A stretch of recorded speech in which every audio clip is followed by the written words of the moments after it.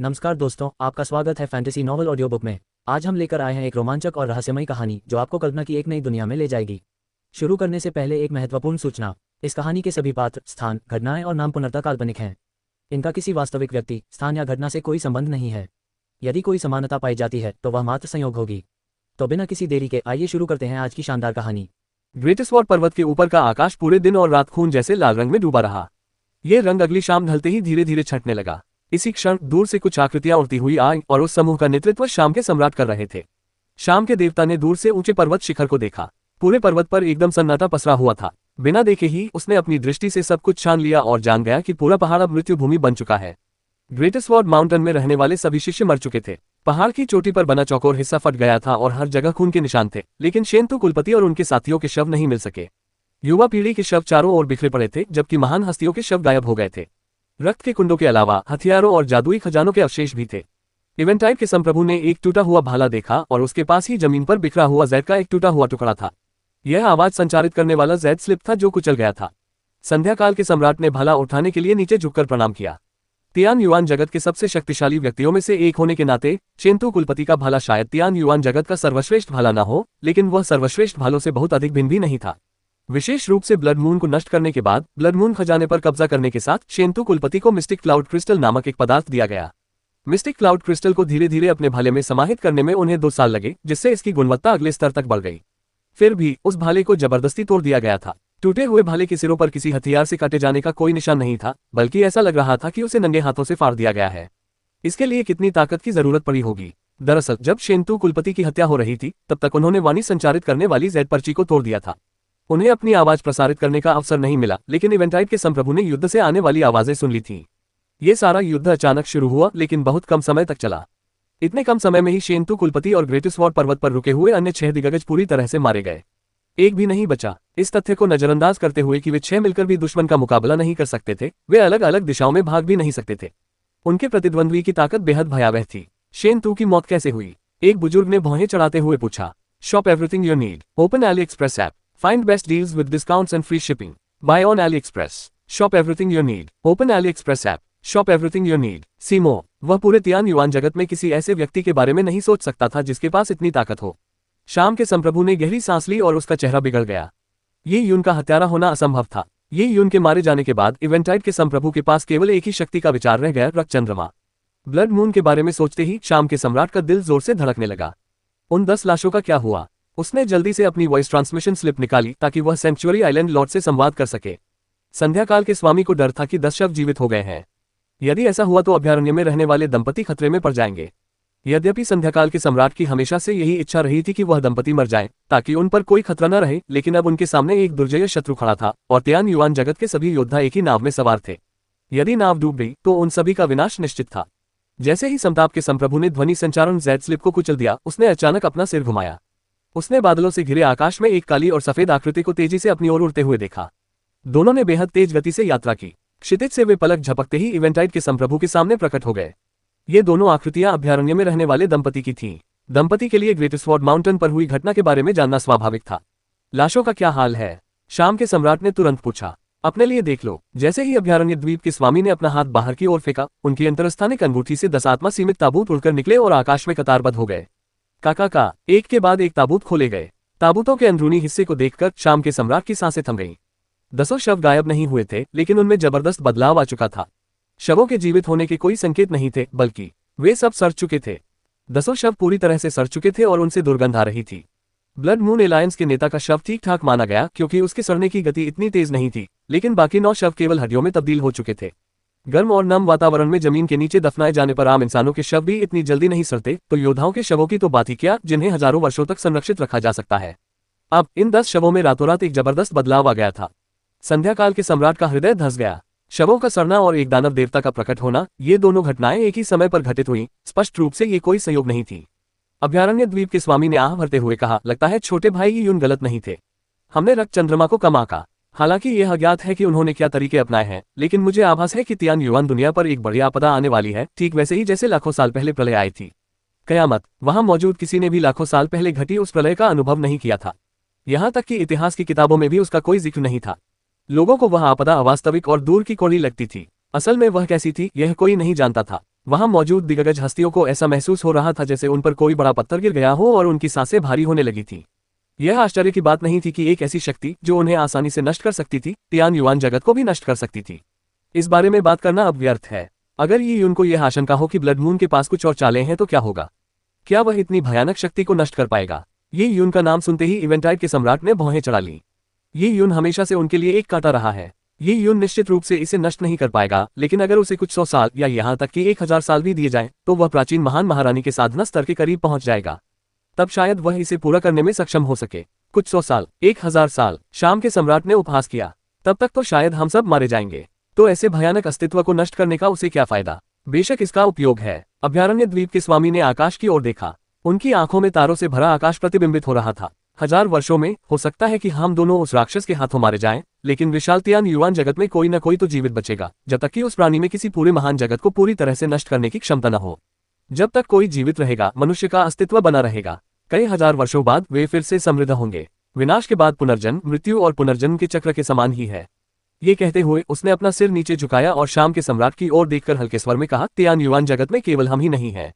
इवेंटाइड का संप्रभु क्षण भर के लिए अवाक रह गया, क्योंकि उसने कभी उम्मीद नहीं की थी कि अभयारण्य स्वामी द्वीप अचानक ऐसा भाषण देगा। एक योद्धा का जीवन ऐसा होता है कि वह जहां चाहे जा सकता है, मृत्यु और पुनर्जन्म के चक्र को नियंत्रित कर सकता है, चंद्रमा और सूर्य के समान तेजस्वी और आकाश और पृथ्वी के समान प्राचीन जीवन जी सकता है। मृत्यु के बाद संसार के विनाश की परवाह कौन करता है? ... जब दानव देवता के प्रकट होने से तियान युआन जगत के पौराणिक व्यक्तित्व अराजकता में भयभीत थे, तभी महान महारानी के रहस्यमय क्षेत्र में एकांतवास में रह रहे यी ने अचानक अपनी आंखें खोल दी। उसने एक सूचना पत्थर निकाला। उस पर एक छोटी सी दरार पड़ गई थी। इसे देखकर यी यून ने भौहें सिकुड़ी। वह जानता था कि जो होना था वही हुआ। यी यून और लिन शिंटोक दुर्गम सागर के ऊपर समुद्र की सतह के करीब उड़ रहे थे। उनकी गति के परिणामस्वरूप उत्पन्न तीव्र वायु प्रवाह ने समुद्र की सतह को चीर दिया, जिससे उनके पीछे सफेद झागदार लहरें बन गईं।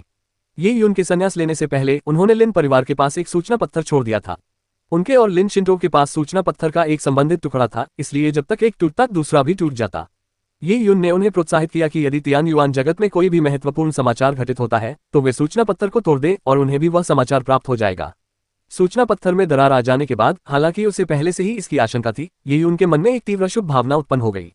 उसे नहीं पता था कि आगे उसका क्या इंतजार कर रहा है। 4 घंटे में ये यून और लिन शिंटोक लिन परिवार के घर पहुंच गए। पूरा लिन परिवार रक्षात्मक मुद्रा में था और दुश्मन का इंतजार कर रहा था। लिन परिवार के प्रवेश द्वार की रक्षा कर रहे शिष्य यी यून और लिन शिंटोक को आंगन में ले गए, जहां लिन परिवार के बड़े बुजुर्ग मामलों पर चर्चा कर रहे थे। लगभग 100 फीट के दायरे वाले आंगन में नीले और हरे रंग की टाइलों से बना एक घर खड़ा था। इस समय लिन परिवार के सैकड़ों शिष्य उसके चारों ओर एकत्रित थे। वहां युवा और वृद्ध दोनों ही लोगों को आंगन में प्रवेश करने से मना किया गया था, लेकिन यी यून और लिन शिंटोक को सीधे अंदर ले जाया गया। लिन परिवार के सभी महत्वपूर्ण व्यक्ति आंगन में एकत्रित थे। वे या तो लिन परिवार के बुजुर्ग थे या युवा पीढ़ी के प्रतिभाशाली लोग। आंगन के मध्य में एक पत्थर की मेज के पास बैठी कुलमाता लिन भी वहीं थी। कुलमाता के अलावा 3 वरिष्ठ व्यक्ति थे। ये यून उनमें से 2 से महारानी के रहस्यमय क्षेत्र की परीक्षाओं के दौरान मिल चुका था, तीसरे के बारे में तो स्पष्ट ही था कि वह कौन था। ये तीनों व्यक्ति लिन परिवार के 3 महान वरिष्ठ व्यक्ति थे। लिन परिवार के 3 महान बुजुर्गों में से केवल एक ने ही अपने प्रयासों से स्वर्ग आरोहण स्तर को प्राप्त किया था। बाकी 2 तो स्वर्ग आरोहण के आधे चरण तक ही पहुंच पाए थे, जिसके बाद उन्होंने असीम संसाधनों का उपयोग करके जबरदस्ती अपनी साधना को स्वर्ग आरोहण स्तर तक पहुंचाया। नियमशास्त्रीय अंतर्दृष्टि जैसी चीजों में वे पिछड़ गए थे, इसलिए उनकी शक्ति काफी कम थी। तीनों महान बुजुर्गों में से प्रमुख सदस्य पत्थर की मेज के बीच में बैठे थे। वे पीले रंग की त्वचा और तिरछी आंखों वाले एक बूढ़े व्यक्ति थे और कुछ हद तक बदसूरत भी थे। जैसे ही यी यून और लिन शिंटोक प्रकट हुए, बुजुर्ग व्यक्ति खड़े हो गए और बोले, इधर आओ, जल्दी से बैठ जाओ। पत्थर की मेज के बगल में यी यून और लिन शिंटोक के लिए पहले से ही जगह खाली थी।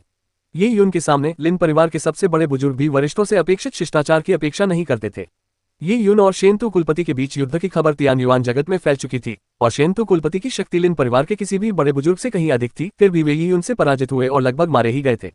बुजुर्ग को पता था कि यी यून की ताकत के आगे लिन परिवार के सभी लोग मिलकर भी उसका मुकाबला नहीं कर पाएंगे। फिर भी लिन परिवार के ऋणी होने के कारण यी यून ने शिष्टाचार का उल्लंघन नहीं किया। एक कनिष्ठ की तरह प्रणाम करने के बाद उसने जल्दी से पूछा, वरिष्ठों, क्या हुआ? बुजुर्ग ने कुछ नहीं कहा, बल्कि एक डिस्क सरणी निकाली। उसमें थोड़ी ऊर्जा डालने पर डिस्क सरणी से दृश्य प्रकट होने लगे।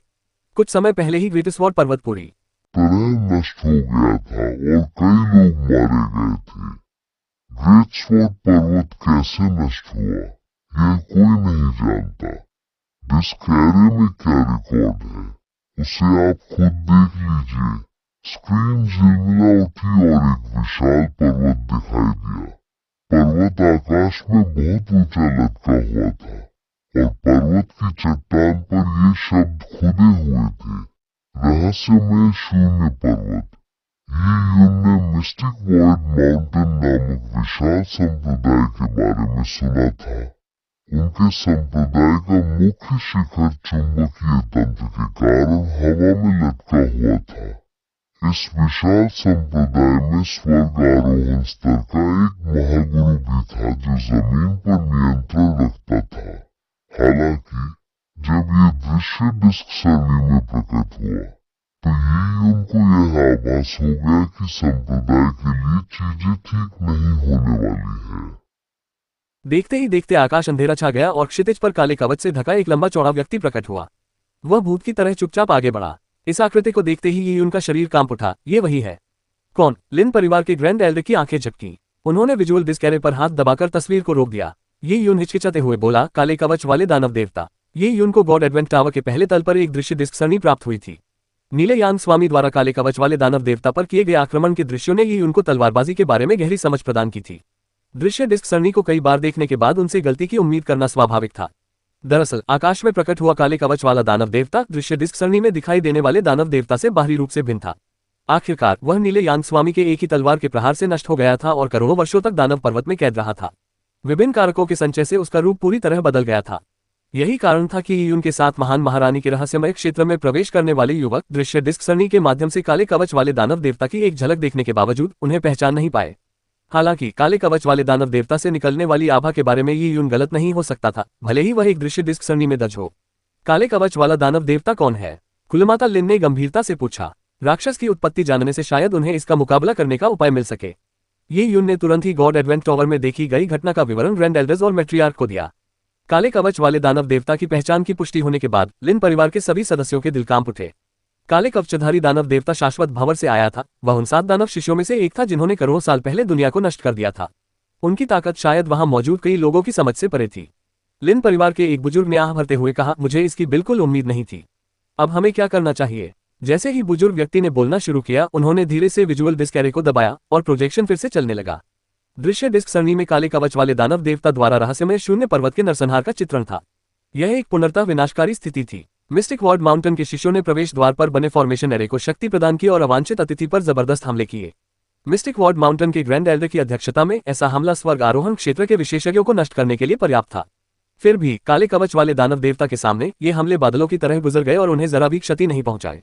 अंतर बहुत बड़ा था। काले कवचधारी दानव देवता भीड़ में घुस गए और वे ऐसे लग रहे थे मानो कोई विशालकाय जीव चींटियों के झुंड को कुचलकर मार रहा हो। वे बिल्कुल अलग स्तर के जीव थे, किसी में भी उन्हें रोकने की क्षमता नहीं थी।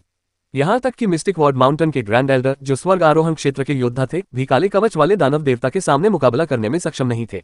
उसने बिना किसी दिखावटी चाल के ग्रैंड एल्डर को मार डाला। उसने किसी नियम का पालन नहीं किया, बस अपनी असीम गति और शक्ति का इस्तेमाल करते हुए लगभग पलक झपकते ही उस बेचारे बूढ़े के सामने प्रकट हो गया। एक तीखी आवाज के साथ बेचारे बूढ़े आदमी की सुरक्षात्मक युवांची, जिसमें उसकी छाती भी शामिल थी, छेद गई, जिससे चारों ओर खून फैल गया। लेकिन बात यही खत्म नहीं हुई। अगले दृश्य ने यी यून और लिन शिंटो को बेहद चिंतित कर दिया। उन्होंने उस बुजुर्ग को देखा जिसकी छाती काले कवच वाले दानव देवता की भुजा से छेद दी गई थी और उसे एक अदृश्य शक्ति द्वारा हवा में ऊपर उठाया जा रहा था, जिसके बाद उसका शरीर बार बार सिकुड़ने लगा। अंत में 7 फीट लंबे एक बुजुर्ग का आकार सिकुड़कर उंगली के एक टुकड़े जितना हो गया। इसके बाद उस छोटे से बुजुर्ग को काले कवच वाले दानव देवता के कवच में समाहित कर लिया गया और कवच में ही सील कर दिया गया। क्या ये यून दंग रह गई? आखिर यह कैसी जादुई शक्ति थी? 7 फीट लंबे व्यक्ति को युद्ध कवच में कैद करना निश्चित रूप से स्थानिक आयाम नियमों के प्रयोग से ही संभव हुआ होगा। हालांकि ये यून ने लोगों को युद्ध कवच में कैद करने की ऐसी विधि के बारे में पहले कभी नहीं सुना था। अगर वह गलत नहीं था तो काले कवच वाला दानव देवता शक्ति प्राप्त करने के लिए इस विधि का उपयोग कर रहा था। वह बुरी तरह घायल हो गया था। चाहे वह एजोर यांग लॉर्ड की तलवार का वार हो या फिर करोड़ों वर्षों तक सीलबंद रहना, इन सब ने उसकी जीवन शक्ति को हवा में टिमटिमाती मोमबत्ती की तरह कमजोर कर दिया था। इसके अलावा उसकी एक आंख पूरी तरह से पत्थर जैसी हो जाने के कारण ये उनको अपने सिद्धांत पर और भी अधिक विश्वास हो गया। काले कवच वाला दानव देवता उतना शक्तिशाली नहीं था जितना वह दिखता था। हम जैसे ही मिस्टिक वॉर्ड माउंटेन की पौराणिक आकृति कवच में समाहित हुई, काले कवच वाले दानव देवता के कवच से एक प्रेतवादित विलाप गूंज उठा। ऐसा लग रहा था मानो कुछ दुखी आत्माएं भीतर विलाप कर रही हो। इन चीखों को सुनकर ये यून के मन में एक विचार आया, क्योंकि उसे धुंधली सी किसी परिचित उपस्थिति का एहसास हुआ। शेनतु कुलपति। ये यून को अचानक एहसास हुआ कि शेनतु कुलपति और उनके साथी, जिन्हें मृत समझा जा रहा था, संभवतः कवच में सील कर दिए गए थे। ये यून को पता था कि ग्रेट स्वॉर्ड माउंटेन के नष्ट होने के बाद केवल युवा पीढ़ी के शव ही बचे थे, जबकि महान हस्तियों के शव पूरी तरह से गायब हो गए थे। यदि उनकी मृत्यु नहीं हुई बल्कि उन्हें काले कवच वाले दानव देवता द्वारा सील कर दिया गया तो सब कुछ स्पष्ट हो सकता है। काले कवच वाला दानव देवता शक्ति को अवशोषित करने के लिए ऐसी तकनीक का उपयोग कर रहा है। ये यून ने गंभीर स्वर में कहा, उसका चेहरा उदास था। लाखों साल पहले हुए युद्ध में उसे गंभीर चोट लगी होगी। अब वह देखने में तो मजबूत लग सकता है, लेकिन उसके शरीर में जीवन शक्ति और आध्यात्मिक शक्ति अस्थिर है। यह अंदर से ही ढह सकता है। लिन शिंटोग ने प्रक्षेपण में प्रदर्शित काले कवच वाले दानव देवता को ध्यान से देखा। काले कवच वाले दानव देवता की शक्ति को अजेयता के समान बताया जा सकता था, इसलिए लोगों के लिए यह मानना बहुत मुश्किल था कि वह पराजित हो सकता है। तो फिर हम क्या करें? क्या हमें इस अवसर का लाभ उठाकर एक विशाल आक्रमण प्रणाली स्थापित करनी चाहिए ताकि उसकी कमजोरी का फायदा उठाकर उसे मार सके और उसकी जीवन शक्ति को नष्ट कर सके? लिन परिवार के एक बुजुर्ग ने बड़े आत्मविश्वास से नहीं पूछा। दृश्य को किसी भी कोण से देखा जाए, काले कवच वाला दानव देवता अजेय प्रतीत होता था। हालांकि उन्हें काले कवच वाले दानव देवता के बारे में कोई जानकारी नहीं थी। उनके पिछले अनुभव व्यर्थ थे। वहीं ये यून और लिन शिंटोग, जो महान महारानी के रहस्यमय क्षेत्र में प्रवेश कर चुके थे, वे कहीं अधिक जानते थे। ये तो आत्महत्या के बराबर है। ये यून ने तुरंत इस विचार को खारिज कर दिया। काले कवचधारी दानव देवता के गंभीर रूप से घायल होने के बावजूद उसकी बची हुई शक्ति अभी भी भयावह थी। ये यून को लिन शिंटोग से हमला करने पर भी उसे हराने की कोई उम्मीद नहीं थी।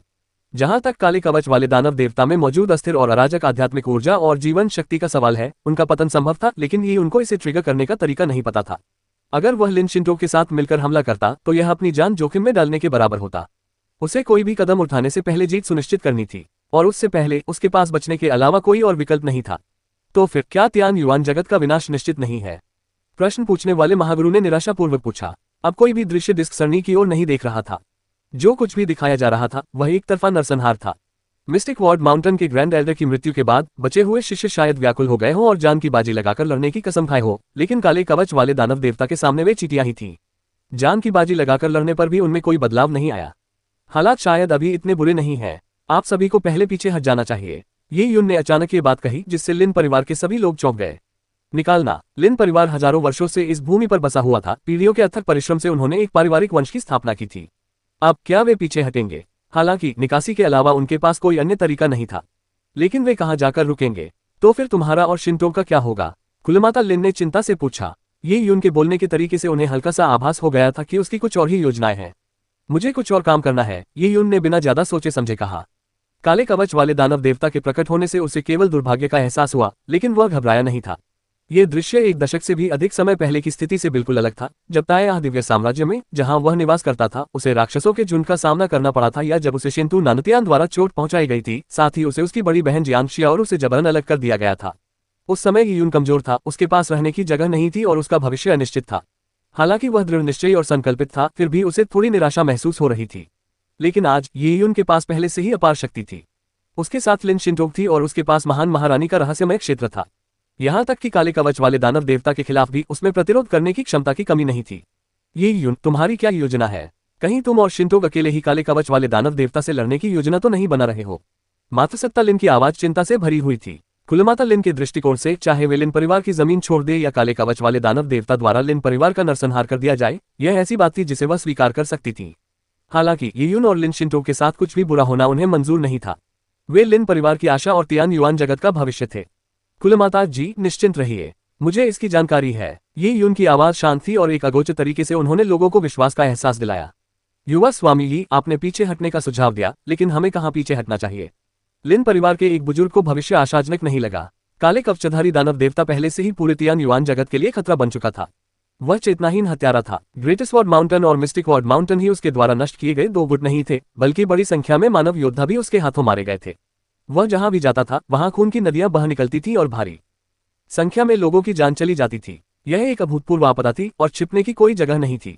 दिव्य वनवास में, निर्जन जाति में पीछे हट जाओ, ये यून ने बिना किसी झिझक के कहा। उजाड़ जाति, ये शब्द सुनकर सब लोग स्तब्ध रह गए। मानव जाति और निर्जन जाति लाखों वर्षों से कट्टर शत्रु थे। दोनों जातियां विशाल दिव्य वन्यभूमि द्वारा अलग थीं और ये दूरी बहुत लंबी थी। इतिहास में अनेक आपदाएं आईं, लेकिन निर्वासित मानव सेनाओं ने भी निर्जन जाति के पास लौटने के बारे में नहीं सोचा। लेकिन ये यून अलग थी। लोग जानते थे कि ये यून की बड़ी बहन जियांग शियाओरू निर्जन जाति की नई निर्जन रानी थी, और ये यून और जियांग शियाओरू के रिश्ते पर शक करने की कोई जरूरत नहीं थी, क्योंकि जियांग शियाओरू बिना किसी झिझक के ये यून के लिए कुछ भी कर सकती थी। इसके अलावा सोल टूम में ये यून और लिन शिंटोग ने डेसोलेट जाति के अभिजात वर्ग को बचाया था। जियांग शियाओरू को छोड़ दे तो डेसोलेट जाति में ये यून का बहुत उच्च सम्मान था। इन सभी कारणों को मिलाकर यह बात स्पष्ट हो जाती है कि ये यून और लिन शिंटोग का निर्जन जाति में एक अद्वितीय स्थान था। भले ही मानव जाति और निर्जन जाति अग्नि और जल जैसे अमिश्रणीय तत्वों की तरह हों, लेकिन ये यून की उपस्थिति में उसकी इच्छा और आदेश निर्जन जाति द्वारा लिन परिवार की स्वीकृति सुनिश्चित करेंगे। इस बारे में सोचते ही लोगों के मन में अवर्णनीय विचार आए। 7 साल पहले तियान युआन लोग की मानव जाति का नेतृत्व मार्शल एलायंस कर रहा था। वे लगभग उजाड़ जाति के साथ युद्ध करने ही वाले थे। लोगों को पूरा विश्वास था कि उजाड़ जाति तियान युआन लोक में तबाही मचा देगी, जबकि ये यून और लिन शिंटो को मानव जाति का गद्दार माना जाता था। असंख्य लोग उनसे घृणा करते थे और उनकी जान से हत्या की कामना करते थे। लेकिन अब तियान युआन जगत पर आए असली विपत्ति आ चुकी थी। तियान युआन जगत में उनके रहने के लिए कोई जगह नहीं बची थी। सुदूर दिव्य वन्यभूमि के उस पार स्थित निर्जन जाति अब एक निर्जन भूमि में तब्दील हो चुकी थी। परिवार को बचाने के लिए भी निर्जन जाति में शरण लेना ही सबसे अच्छा विकल्प था। ये कितनी विडंबनापूर्ण बात थी कि मानव जाति के कितने ही बड़े पारिवारिक समूहों को अंततः अपने मूल शत्रु से शरण लेनी पड़ी। जहां तक निर्जन जाति की बात है, वे ये यून द्वारा लाए गए लोगों को तो स्वीकार कर सकते थे, लेकिन अन्य मनुष्यों द्वारा लाए गए लोगों के बारे में ये कहना मुश्किल था कि वे उन्हें स्वीकार करेंगे या नहीं। उन्हें दरवाजे पर ही अस्वीकार किया जा सकता है। इस समय दृश्य डिस्क सरणी का प्रक्षेपण पूरा हो गया। ये यून ने डिस्क सरणी पर दबाव डालते हुए कहा, लिन परिवार के सभी नश्वर और निम्न स्तरीय योद्धाओं को यहाँ से निकलना होगा। दिव्य वन में कोई टेलीपोर्टेशन सरणी नहीं है, इसलिए हम इतने लोगों को नहीं ले जा सकेंगे। निम्न स्तरीय योद्धा शायद काले कवच वाले दानव देवता के शिकार का निशाना न बन जाएं। लिन परिवार के सभी महत्वपूर्ण व्यक्तियों को मैं दिव्य वन ले जाऊंगा। आपके व्यवस्थित होने के बाद मैं और शिंटो किसी महत्वपूर्ण कार्य के लिए दिव्य वन से निकलेंगे। कुछ ही शब्दों में ये यून ने उस उचित प्रतिक्रिया योजना को समझाना समाप्त कर दिया जिसे लिन परिवार को इस आपदा का सामना करते समय अपनाना था। ये बहुत सरल थी, लेकिन अत्यंत प्रभावी थी। उनके आत्मविश्वास ने उन्हें भी प्रभावित कर दिया था। जब उन्होंने पहली बार काले कवच वाले दानव देवता को एक के बाद एक गुटों को अदम्य ढंग से नष्ट करते हुए देखा तो उन्हें लगा कि दुनिया का अंत आ गया है। यहाँ तक कि पूजनीय पौराणिक हस्तियों में भी निराशा छा गई। लेकिन अब ये यून और लिन शिंटो की वापसी से वे शांत हो गए। अचानक उन्हें लगा जैसे उन्हें सहारा मिल गया हो। मामला उतना भयानक नहीं था जितना लग रहा था। उनमें अब भी उम्मीद बाकी थी। विशाल दिव्य वन्यभूमि का विस्तार अनंत था। दिव्य वन्यभूमि के भीतरी हिस्सों में मनुष्यों के बहुत कम निशान थे, लेकिन आज लिन परिवार के सभी विशेषज्ञ एक शक्तिशाली गठन में दिव्य वन्यभूमि में प्रवेश कर चुके थे। तियान युआन लोक से दिव्य वन्यभूमि की दूरी बहुत अधिक थी। इसके अलावा दिव्य वन्यभूमि में प्रवेश करने के बाद आगे बढ़ने के लिए कोई टेलीपोर्टेशन एरे नहीं थे, इसलिए आगे बढ़ने में कम से कम 1 महीना लग जाता। लिन परिवार ने ये यून के निर्देशों का पालन करते हुए परिवार के सभी मनुष्यों और निम्न स्तरीय योद्धाओं को सुरक्षित स्थान पर पहुंचा दिया था। उन्हें समूहों में बांट दिया गया और वे अनिच्छा से लिन परिवार के परिसर से निकलते समय परिवार की कुछ संपत्ति अपने साथ ले गए। लिन परिवार के विशेषज्ञों की बात करें तो वे ये यून और लिन शिंटो के साथ दिव्य वन्यभूमि में गए। ये यून और लिन शिंटो के नेतृत्व में विशेषज्ञों के इस समूह के लिए दिव्य वन्य क्षेत्र में आगे बढ़ना अपेक्षाकृत आसान था। पूरे दिव्य वन्य क्षेत्र में व्याप्त आदिम प्रजातियों को नजरअंदाज करते हुए केवल इस वन्य क्षेत्र में निर्जन जाति को खोजना ही अत्यंत कठिन था। मनुष्य यह नहीं जानते थे कि निर्जन जाति कहाँ रहती है, इसलिए यदि वे भटक जाते और दिव्य वन्य क्षेत्र के किसी खतरनाक क्षेत्र में प्रवेश कर जाते तो यह उनके लिए अत्यंत घातक होता। लाखों वर्षों के संचय के दौरान दिव्य वन्यभूमि में कई ऐसे भूभाग थे जो घोर खतरों से भरे हुए थे। यदि कोई मानव जाति का स्वर्गारोहण क्षेत्र का योद्धा अपने परिवार की अगली पीढ़ी को ऐसे स्थानों पर ले जाता है तो उसे भारी नुकसान उठाना पड़ सकता है। स्वर्ग आरोहण क्षेत्र के योद्धा भले ही शक्तिशाली हो, लेकिन वे दिव्य वन्यभूमि से उत्पन्न आदिम सच्चे आत्मा का बड़ी मुश्किल से ही सामना कर सकते हैं। बिना किसी तैयारी या दिव्य वन्यभूमि के नक्शे के बिना सोचे समझे उसमें गहराई तक जाना विनाशकारी परिणाम दे सकता है। ये यून और लिन शिंटो दिव्य वन्य क्षेत्र से परिचित तो थे, लेकिन वे सभी खतरनाक क्षेत्रों की पहचान नहीं कर पाए थे। हालांकि जब वे दिव्य वन्य क्षेत्र में 10 लाख मील की दूरी पर पहुंचे तो उन्होंने टैटू से ढके लोगों के एक समूह को भयंकर जानवरों पर सवार होकर उनकी ओर बढ़ते हुए देखा। ये यून दूर से ही समझ गया था कि वे दिव्य वन्य क्षेत्र में तैनात उजाड़ जाति के सैनिक थे। विशाल दिव्य वन्य क्षेत्र में उजाड़ जाति के कई सैनिक तैनात थे जो वन्य क्षेत्र के विभिन्न स्थानों की रक्षा कर रहे थे। इन सैन्य टुकड़ियों से निपटना आसान नहीं था। भले ही उनमें विशेषज्ञ न हो, वे दिव्य वन्यभूमि में मौजूद आदिम प्रजातियों को संगठित कर सकते थे या दिव्य वन्यभूमि के खतरनाक क्षेत्रों का लाभ उठाकर दुश्मन पर हमला कर सकते थे। उनकी युद्ध शक्ति अत्यंत भयावह थी और ऐसे छोटे छोटे सैन्य दस्ते दिव्य वन्य क्षेत्र में फैले हुए थे। उनके ठिकाने गुप्त थे और उनकी संख्या बहुत अधिक थी। वे आपस में समन्वित थे और उनमें अपार शक्ति थी। आत्मा की समाधि में निर्जन जाति मानव जाति के समकक्ष नहीं थी, लेकिन जैसे ही वे दिव्य वन्यभूमि में प्रवेश कर गए वे समुद्र में प्रवेश करने वाले बार के ड्रैगन के समान हो गए। वे दिव्य वन्यभूमि के पूर्ण स्वामी बन गए। युआन ओपनिंग क्षेत्र में एक निर्जन जाति दिव्य वन्यभूमि में पहले से ही बेहद भयावह थी और शेपर्ड बॉय जैसे निर्जन जाति के महान सम्राट के लिए दिव्य वन्यभूमि में उनकी शक्ति और भी अधिक भयावह थी।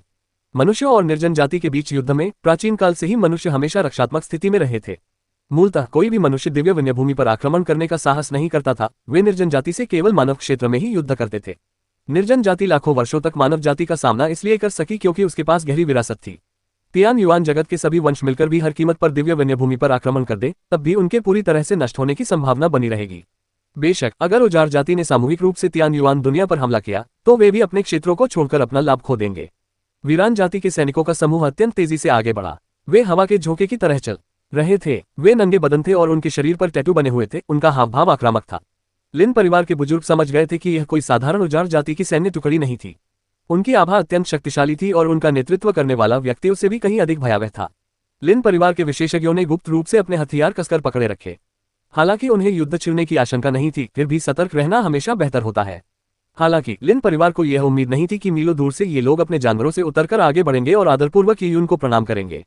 वीरान रानी का आदेश है, हम युवा स्वामी का स्वागत करने के लिए यहाँ लंबे समय से इंतजार कर रहे हैं।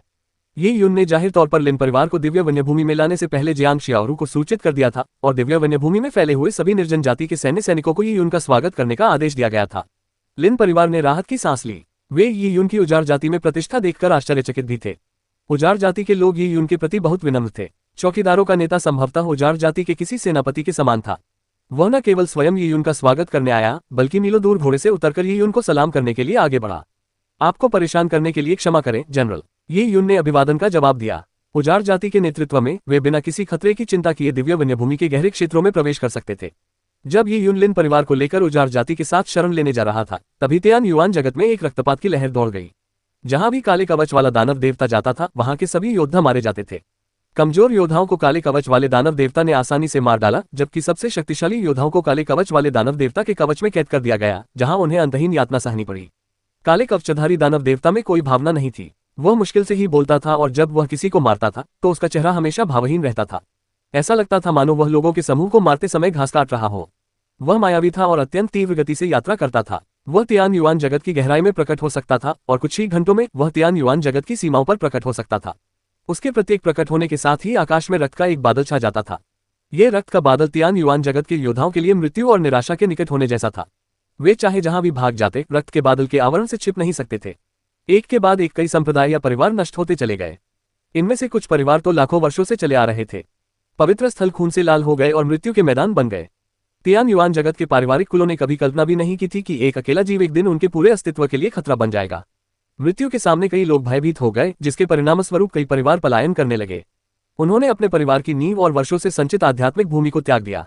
अपने परिवार की संपत्ति और परिवार के महत्वपूर्ण शिष्यों के साथ उन्होंने पलायन शुरू कर दिया।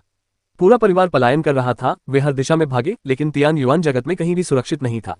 उनके पास जाने के लिए कोई जगह नहीं थी। उनमें से कुछ दिव्य वन में भाग निकले, लेकिन निर्जन जाति के नेतृत्व के बिना उनके लिए दिव्य वन में जाना भी असुरक्षित था। दरअसल प्रवास के दौरान कई पारिवारिक कबीलों का सामना काले कवच वाले दानव देवता से हुआ था और इसका अंत एक नरसंहार में ही हुआ था। काले कवच वाले दानव देवता में इस विशाल संसार में शक्तिशाली लोगों को ढूंढने की क्षमता प्रतीत होती थी। निस्संदेह बीमार तियान युआन जगत में ऐसे वीर मानव योद्धा भी थे जिन्होंने काले कवच वाले दानव देवता के खिलाफ एकजुट होकर लड़ाई लड़ी या अपने परिवार के कुलों की रक्षा के लिए पीछे रहकर अपनी आखिरी सांस तक लड़े।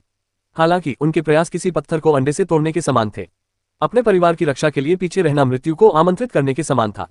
हालांकि ये जानते हुए भी कि उनका अंत दुखद होगा, इन लोगों ने उसका डटकर सामना किया। मनुष्य एक जटिल जीव है। उनमें ईर्ष्या, षड्यंत्र, विश्वासघात और तिरस्कार जैसी भावनाएं होती हैं। लेकिन संकट के समय में ऐसे अनेक लोग भी होते हैं जो न्याय के लिए अपने प्राणों का बलिदान कर देते हैं। वे स्वयं को शहीद करके सम्मान प्राप्त करते हैं। वे स्वतंत्रता और समस्त जीवन के लिए अपने प्राणों की आहुति देने को तैयार रहते हैं। संपूर्ण तियान युआन जगत रक्त से लथपथ था। चारों ओर त्रासदी और निराशा का माहौल छाया हुआ था। गौरवशाली अतीत वाले कई संप्रदाय या परिवार रातों रात खंडहर में तब्दील हो गए। लाशें जमीन पर बिखरी पड़ी थीं, जिन्हें जंगली कुत्ते और भेड़िए नोच रहे थे। ग्रेट स्वॉर्ड माउंटेन में भी कोई प्रवेश नहीं करता था। अतीत की वह शानदार पवित्र भूमि अब पूर्ण सन्नाटे में डूबी हुई थी। रात में एक ठंडी हवा गरजती थी जो वीरान और सुनसान लगती थी। 1,00,000 मील की दूरी तक फैले दिव्य निर्जन क्षेत्र में मनुष्य का कोई अस्तित्व नहीं था। दिव्य निर्जन क्षेत्र की गहराई में निर्जन जाति और निर्जन जीव शांतिपूर्ण सह अस्तित्व का आनंद लेते थे। उनका स्थान अज्ञात था और लगभग किसी भी मनुष्य ने निर्जन जाति के क्षेत्र में कदम नहीं रखा था। लेकिन आज घाटी में स्थित एक वेदी पर अचानक एक कोमल चमक दिखाई दी। प्रकाश थमने के बाद वेदी पर लोगों का एक बड़ा समूह प्रकट हुआ। ये लोग हर उम्र और लिंग के थे। प्रकट होते ही वे घबराए हुए और उत्सुकता से चारों ओर देखने लगे। वे लिन परिवार के सदस्य थे। इस समय वीरान जाति के कई सदस्य वेदी के पास खड़े थे। दूर से ही उनने जियांग शियाओरू को देखा। उसने एक लंबा लाल गाउन पहना हुआ था। उसके हाथ में हड्डी का बना एक डंडा था और उसकी भौहों के बीच में सिंदूर के बिंदु थे। वह सचमुच एक रानी जैसी लग रही थी। और जियांग शियाओरू के बगल में चेन फी था, जो सोल टूम में स्काईफॉक्स फॉर्मेशन एरिकोर का नियंत्रण संभाल रहा था। निर्जन जाति के लोग मनुष्यों से भिन्न वस्त्र धारण करते थे। कई पुरुष नंगे बदन रहते थे और उनके शरीर पर तरह तरह के चिन्ह गुदे होते थे। उनकी गर्दन और भुजाएं जानवरों के दांतों और हड्डियों से बने आभूषणों से ढकी होती थीं। जहां तक महिलाओं की बात है, वे ज्यादातर सफेद फर पहनती थीं। उनके बालों में पंख लगे होते थे और उनकी आंखें खूबसूरत और तीक्ष्ण दिखती थीं, जिनमें एक जंगली आकर्षण झलकता था। ये यून को सुरक्षित और स्वस्थ देखकर जियांग शियाओरू को हार्दिक प्रसन्नता का अनुभव हुआ। बहन शियोरो, ये यून जियांग शियोरो का हाथ पकड़ने के लिए आगे बढ़ा। मेरी माँ महल में आपका इंतजार कर रही हैं, उन्हें आपसे कुछ जरूरी बात कहनी है। ये कहते हुए वह लिन शिंटो की ओर मुड़ी। सुश्री लिन, मेरे लोगों के साथ आइए, वे पहले आपके खानदान का मामला सुलझा देंगे। मैं थोड़ी देर में यून एर के साथ वापस आती हूँ। ठीक है, लिन शिंटोग ने सिर हिलाया। इसके साथ ही जियांग शियाओरू ने लिन परिवार के निवास के लिए आवश्यक व्यवस्थाओं के बारे में अपने लोगों को निर्देश देना शुरू कर दिया। लिन परिवार को चिंता थी कि किसी और के घर में रहने से उन्हें परेशानी होगी, लेकिन निर्जन जाति ने लिन परिवार के प्रति अत्यंत आतिथ्य सत्कार दिखाया। उन्होंने विशेष रूप से लिन परिवार के निवास के लिए एक महल की व्यवस्था की और यहाँ तक कि निर्जन जाति के कुछ सदस्यों को लिन परिवार की सेवा के लिए नियुक्त किया। लिन परिवार के निवास करने के बाद जियांग शियाओरू ये उनको निर्जन रानी हॉल ले गई। चेन फी और उसके साथी आदरपूर्वक उनके पीछे पीछे गए। निर्जन जाति के सभी सदस्य लिन शिंटोग और ये यून के प्रति आदर भाव रखते थे। निर्जन जाति बलवानों की पूजा करती थी, इसलिए आत्मा मकबरे में ये यून और लिन शिंटोग के प्रदर्शन की खबर निर्जन जाति में फैल चुकी थी। निर्जन जाति के सदस्यों, विशेषकर युवाओं का इन दोनों के प्रति हार्दिक सम्मान था। ये यून जियांग शियाओरू के साथ एक टेलीपोर्टेशन सरणी में प्रवेश कर गया। चेन फी ने सरणी को नियंत्रित किया और उसने गहन और गूढ़ मंत्रों का उच्चारण करना शुरू किया जो हवा के तेज चलने जैसी ध्वनि कर रहे थे। देखते ही देखते वेदी से एक चमक निकली जिसने उस पर मौजूद लोगों को घेर लिया। अपनी जरूरत की हर चीज खरीदें और देखें, अपनी जरूरत की हर चीज खरीदें। एली एक्सप्रेस ऐप खोलें, अपनी जरूरत की हर चीज खरीदें और देखें, अपनी जरूरत की हर चीज खरीदें। एली एक्सप्रेस ऐप खोलें। पलक झपकते ही यून और जियांग शियाओरू एक भव्य महल के सामने प्रकट हो गए। ये महल देखने में साधारण लेकिन गंभीर था। तेज तूफानी हवाओं में ये यून ने महल से कुछ ही दूरी पर पहाड़ों जितने बड़े कुछ विशालकाय आदिम निर्जन प्राणियों को मंडराते हुए देखा। इन निर्जन प्राणियों से एक शक्तिशाली आभा निकल रही थी और निस्संदेह वे आदिम सच्चे आत्माएं थीं। वे निर्जन जाति के भव्य महल के रक्षक थे। मानव जाति में स्वर्गारोहण क्षेत्र के कई महान व्यक्तित्व थे। तुलनात्मक रूप से निर्जन जाति में उनके समकक्ष स्तर के विशेषज्ञ बहुत कम थे। हालांकि इन आदिम सच्चे आत्माओं की उपस्थिति में निर्जन जाति की शक्ति मनुष्यों से कहीं अधिक थी। भव्य महल में प्रवेश करते ही ये यून ने जियांग शियाओरू की मां को देखा। वह एक लंबे नीले बैंगनी रंग के वस्त्र में सिंहासन पर बैठी थी। उसके पैरों के नीचे एक बाघ लेटा हुआ था। बेशक यह कोई साधारण बाघ नहीं था, बल्कि एक शक्तिशाली, निर्जन और शुद्ध वंश का जानवर था।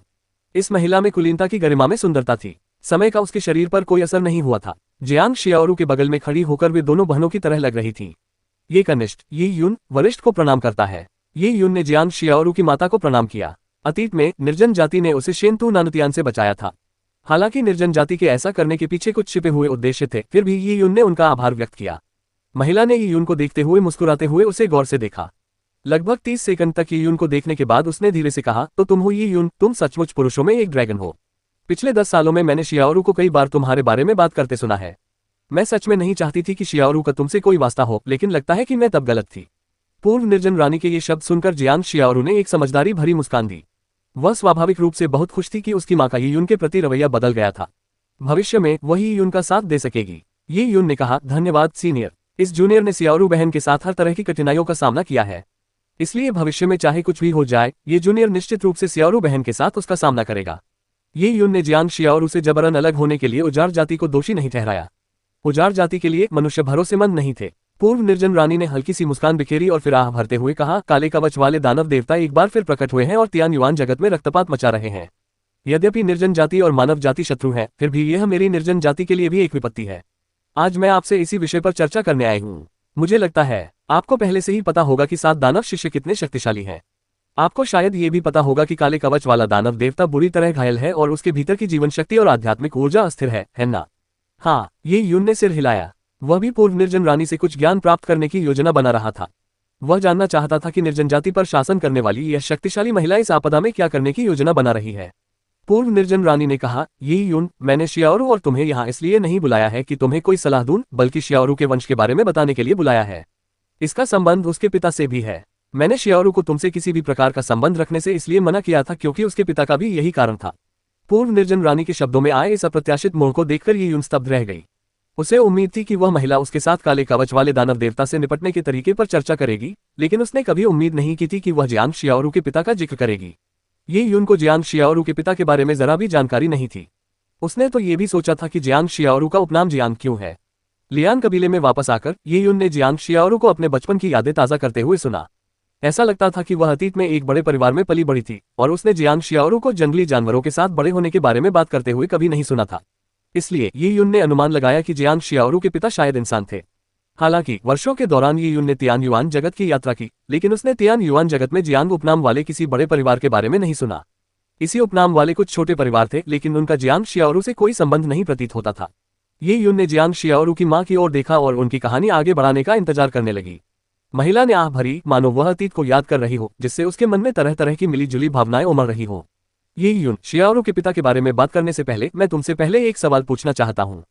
जब तुमने महान महारानी के रहस्यमय क्षेत्र में प्रवेश किया और प्राचीन काल के कई रहस्यों को समझा, तो क्या तुमने कभी इस दुनिया को छोड़ने के बारे में सोचा? क्या आप इस दुनिया को छोड़कर जा रहे हैं? ये युन स्तब्ध रह गया। वह जानता था कि इस दुनिया को छोड़ने का क्या मतलब होता है। इसका मतलब था 12 दिव्य स्वर्गों की ओर प्रस्थान करना। दरअसल ये युन और लिन शिनटोक द्वारा महान महारानी के रहस्यमय क्षेत्र की विरासत प्राप्त करने के बाद उन्होंने पहले ही 12 स्वर्गों की ओर जाने के बारे में बात की थी। जैसे जैसे वे प्राचीन रहस्यों को समझते गए, उन्हें लगने लगा कि जिस दुनिया में वे रहते हैं वह बहुत छोटी है। लिन शिनटोक सामान्य जीवन की चाह रखने वाली नहीं थी। मार्शल आर्ट के प्रति उसका अटूट प्रेम था। जब उसे 12 परम स्वर्गों के बारे में पता चला, 12 सर्वोच्च महान दाव के बारे में जानकर उसकी तीव्र इच्छा जागृत हुई। ये युन ने भी तियान युआन लोक में अपनी साधना की चरम सीमा तक पहुंचने के बाद 12 परम स्वर्गों की ओर जाने के बारे में सोचा था। ये युन ने चुपचाप सिर हिलाया। पूर्व निर्जन रानी ने आश्चर्य व्यक्त नहीं किया और कहा, आज मैंने आपको यहाँ आमंत्रित करने का उद्देश्य काले कवच वाले दानव देवता से निपटने के बारे में चर्चा करना नहीं था।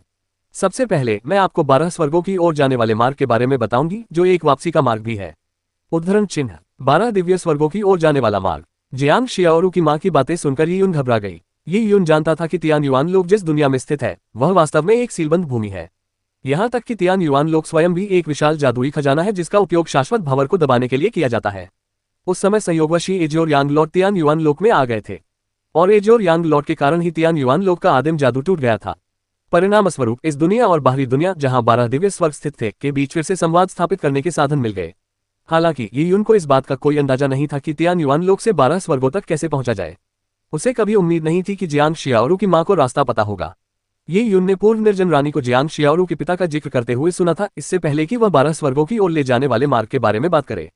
इससे ये युन को संबंध जोड़ने का मौका मिला और अचानक उसे एक संभावना का एहसास हुआ। वरिष्ठ, आपका मतलब है कि बहन शियाओरू के पिता वास्तव में 12वें स्वर्ग से आए थे? ये युन ने अनुमान लगाया। उसने जियांग शियाओरू की ओर देखा, लेकिन उसने उसके चेहरे पर जटिल भाव देखे। स्पष्ट रूप से वह अपने पिता के जीवन के बारे में पहले से ही जानती थी। पूर्व निर्जन रानी ने सिर हिलाया और कहा, बिल्कुल सही। सैकड़ों साल पहले की घटनाएं अब पीछे मुड़कर देखने पर ऐसी लगती हैं जैसे कई जन्म बीत गए हों। जब पूर्व निर्जन रानी बोल रही थी, तो उसने शोक और विलाप के भाव से धीरे से अपना सिर हिलाया। जियांग शियाओरू धीरे से चलकर अपनी मां का हाथ पकड़ने के लिए आगे बढ़ी। उसने इस तरह चुपचाप पूर्व निर्जन रानी को सांत्वना दी। ये युन चुपचाप सुनती रही और पूर्व निर्जन रानी द्वारा अतीत की कहानी सुनाए जाने का इंतजार करती रही। सब कुछ लगभग 600 साल पहले शुरू हुआ। पूर्व निर्जन रानी ने जियांग शियाओरू के बालों को प्यार से छूते हुए धीमी आवाज में कहा, मैं शियाओरू के पिता से 600 साल पहले मिली थी। वे 12वें स्वर्ग से आए थे, लेकिन वे उतने शक्तिशाली नहीं थे जितना आप कल्पना करते हैं कि वे आसानी से तियान युआन दुनिया पर प्रभुत्व स्थापित कर सकते हैं। इसके विपरीत वे बुरी तरह घायल थे, उनकी नसें टूटी हुई थीं और पूरी संभावना थी कि उनका मार्शल पद पूरी तरह से टूट गया होता। वह 12 स्वर्गों में से 10,000 परियों के स्वर्ग से आया था। वह प्राचीन परी जाति का सदस्य था और वे युद्ध में लगे हुए थे। युद्ध में वह घायल हो गया और मृत्यु से बचते हुए तियान युआन लोक में आ गया। बाद में मेरी मुलाकात गंभीर रूप से घायल उससे हुई और मैंने उसकी देखभाल की। उसके व्यक्तित्व में एक विशेष आकर्षण था जिसने मुझे मोहित कर लिया और बाद में हम दोनों को प्यार हो गया। उसने मुझे बताया कि वह 12 दिव्य लोकों से आया है और मैं जानती थी कि उसकी पृष्ठभूमि को गुप्त रखा जाना था। वह बहुत गंभीर रूप से घायल था और इस दुनिया में उसके पास अपनी रक्षा करने का कोई साधन नहीं था। जिस क्षण किसी को उसकी पृष्ठभूमि का पता चलता और 12 दिव्य लोकों से मिलने वाली विरासत और खजाने पर लालच आता, तो ये बहुत संभव था कि लोग उसकी हत्या और लूटपाट जैसी त्रासदी को अंजाम दे देते। उस समय मैं वीरान रानी का पद संभालने वाली थी। वीरान जाति के नियमों के अनुसार वीरान रानी की उत्तराधिकारी होने के नाते मैं किसी दूसरी जाति के व्यक्ति से विवाह नहीं कर सकती थी। और उस समय वह 10,000 परियों के स्वर्ग से आया था और किसी को नहीं पता था कि वह प्राचीन परियों की जाति का सदस्य है। चूंकि उसने अपनी पहचान छिपा रखी थी, इसलिए लोग उसे इंसान समझते थे। और आप जानते हैं कि मनुष्य ही निर्जन जाति के कट्टर शत्रु है। जब पूर्व निर्जन रानी ने यहाँ तक बात की, तो ये युन ने सिर हिलाया। निर्जन रानी होने के नाते ये सुनिश्चित करना आवश्यक था कि निर्जन जाति का वंश शुद्ध रहे।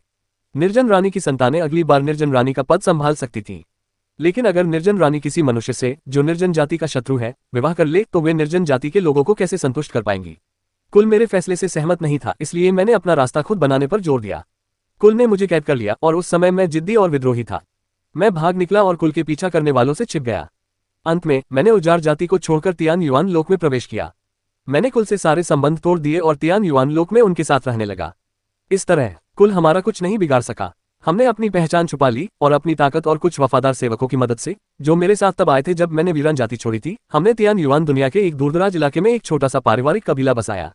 यही जियान परिवार था। इस कबीले को बसाने का उद्देश्य उसकी चोटों के इलाज के लिए संसाधन खोजना था। बेशक तियान युआन दुनिया में उसके इलाज के संसाधन सीमित थे। उसने 500 से अधिक वर्ष बिताए, लेकिन फिर भी उसकी सभी नसें जुड़ नहीं पाईं। तब तक मैं गर्भवती हो चुकी थी। पूर्व निर्जन रानी ने ये कहते हुए जियांग शियाओरू को स्नेह से देखा। वह जियांग शियाओरू के पिता से भिन्न जाति की थीं और चुन की प्राचीन परिजाति के लिए प्रजनन करना आसान नहीं था, इसलिए निर्जन जाति की संतान पैदा करना उनके लिए और भी कठिन था। ये कहा जा सकता है कि जियांग शियाओरू का जन्म एक ऐसी दुर्घटना थी जिसकी जियांग शियाओरू के पिता को उम्मीद नहीं थी। शियाओरू के गर्भकाल के दौरान मुझे बहुत कठिनाई हुई। प्रसव पीड़ा शुरू होने से पहले गर्भावस्था कई वर्षों तक चली और प्रसव के दौरान मुझे असहनीय दर्द सहना पड़ा, जिससे मैं लगभग साधना स्तर में नीचे गिर गई थी। जीवन जितना बलवान होता था, वंश उतना ही प्रबल होता था और गर्भावस्था एवं प्रसव उतना ही कठिन होता था। वहीं कीड़े मकोड़े या चूहे जैसे कमजोर जीवों के लिए प्रसव प्रक्रिया कहीं अधिक सरल होती थी। ये प्रकृति का एक नियम प्रतीत होता था जो शक्तिशाली जीवन रूपों के प्रसार को सीमित करता था ताकि प्रकृति का संतुलन बना रहे। जब शियाओरू का जन्म हुआ तो आकाश इंद्रधनुषों से भर गया। उसका वंश अत्यंत शक्तिशाली था, जो वीरान जाति की किसी भी पूर्ववर्ती रानी से कहीं अधिक शक्तिशाली था। यही कारण है कि उसने वीरान जाति की पवित्र आत्मा की मान्यता सफलतापूर्वक प्राप्त की। ये कहते हुए पूर्व वीरान रानी ने अपने बगल में बैठी जियांग शियाओरू को प्रेम और कोमलता से भरी निगाहों से देखा। हालांकि जब शियाओरू 1 वर्ष की हुई तो उसके पिता उसे छोड़कर 12वें स्वर्ग में लौटा हुआ। ये यून क्षण भर के लिए स्तब्ध रह गई। हाँ, वापसी। आखिरकार वह इस दुनिया का नहीं था। इस दुनिया में उसने अपनी टूटी हुई नसों का 80% हिस्सा तो ठीक कर लिया था, लेकिन पूरी तरह से ठीक नहीं हो पाया था। इसके अलावा उसके परिवार ने उसे एक मिशन सौंपा था, इसलिए उसे वापस लौटना पड़ा। उसने कहा था कि सब कुछ सुलझ जाने के बाद वह मुझे और शियाओरू को साथ लेकर इस दुनिया में वापस आएगा। ये कहते हुए पूर्व निर्जन रानी ने धीरे से अपना सिर हिलाया। ऐसा नहीं था कि उन्हें जियांग शियाओरू के पिता के वादे पर विश्वास नहीं था, लेकिन इस दुनिया में कुछ भी निश्चित नहीं था। भविष्य में क्या होगा इसका सटीक अनुमान कौन लगा सकता है।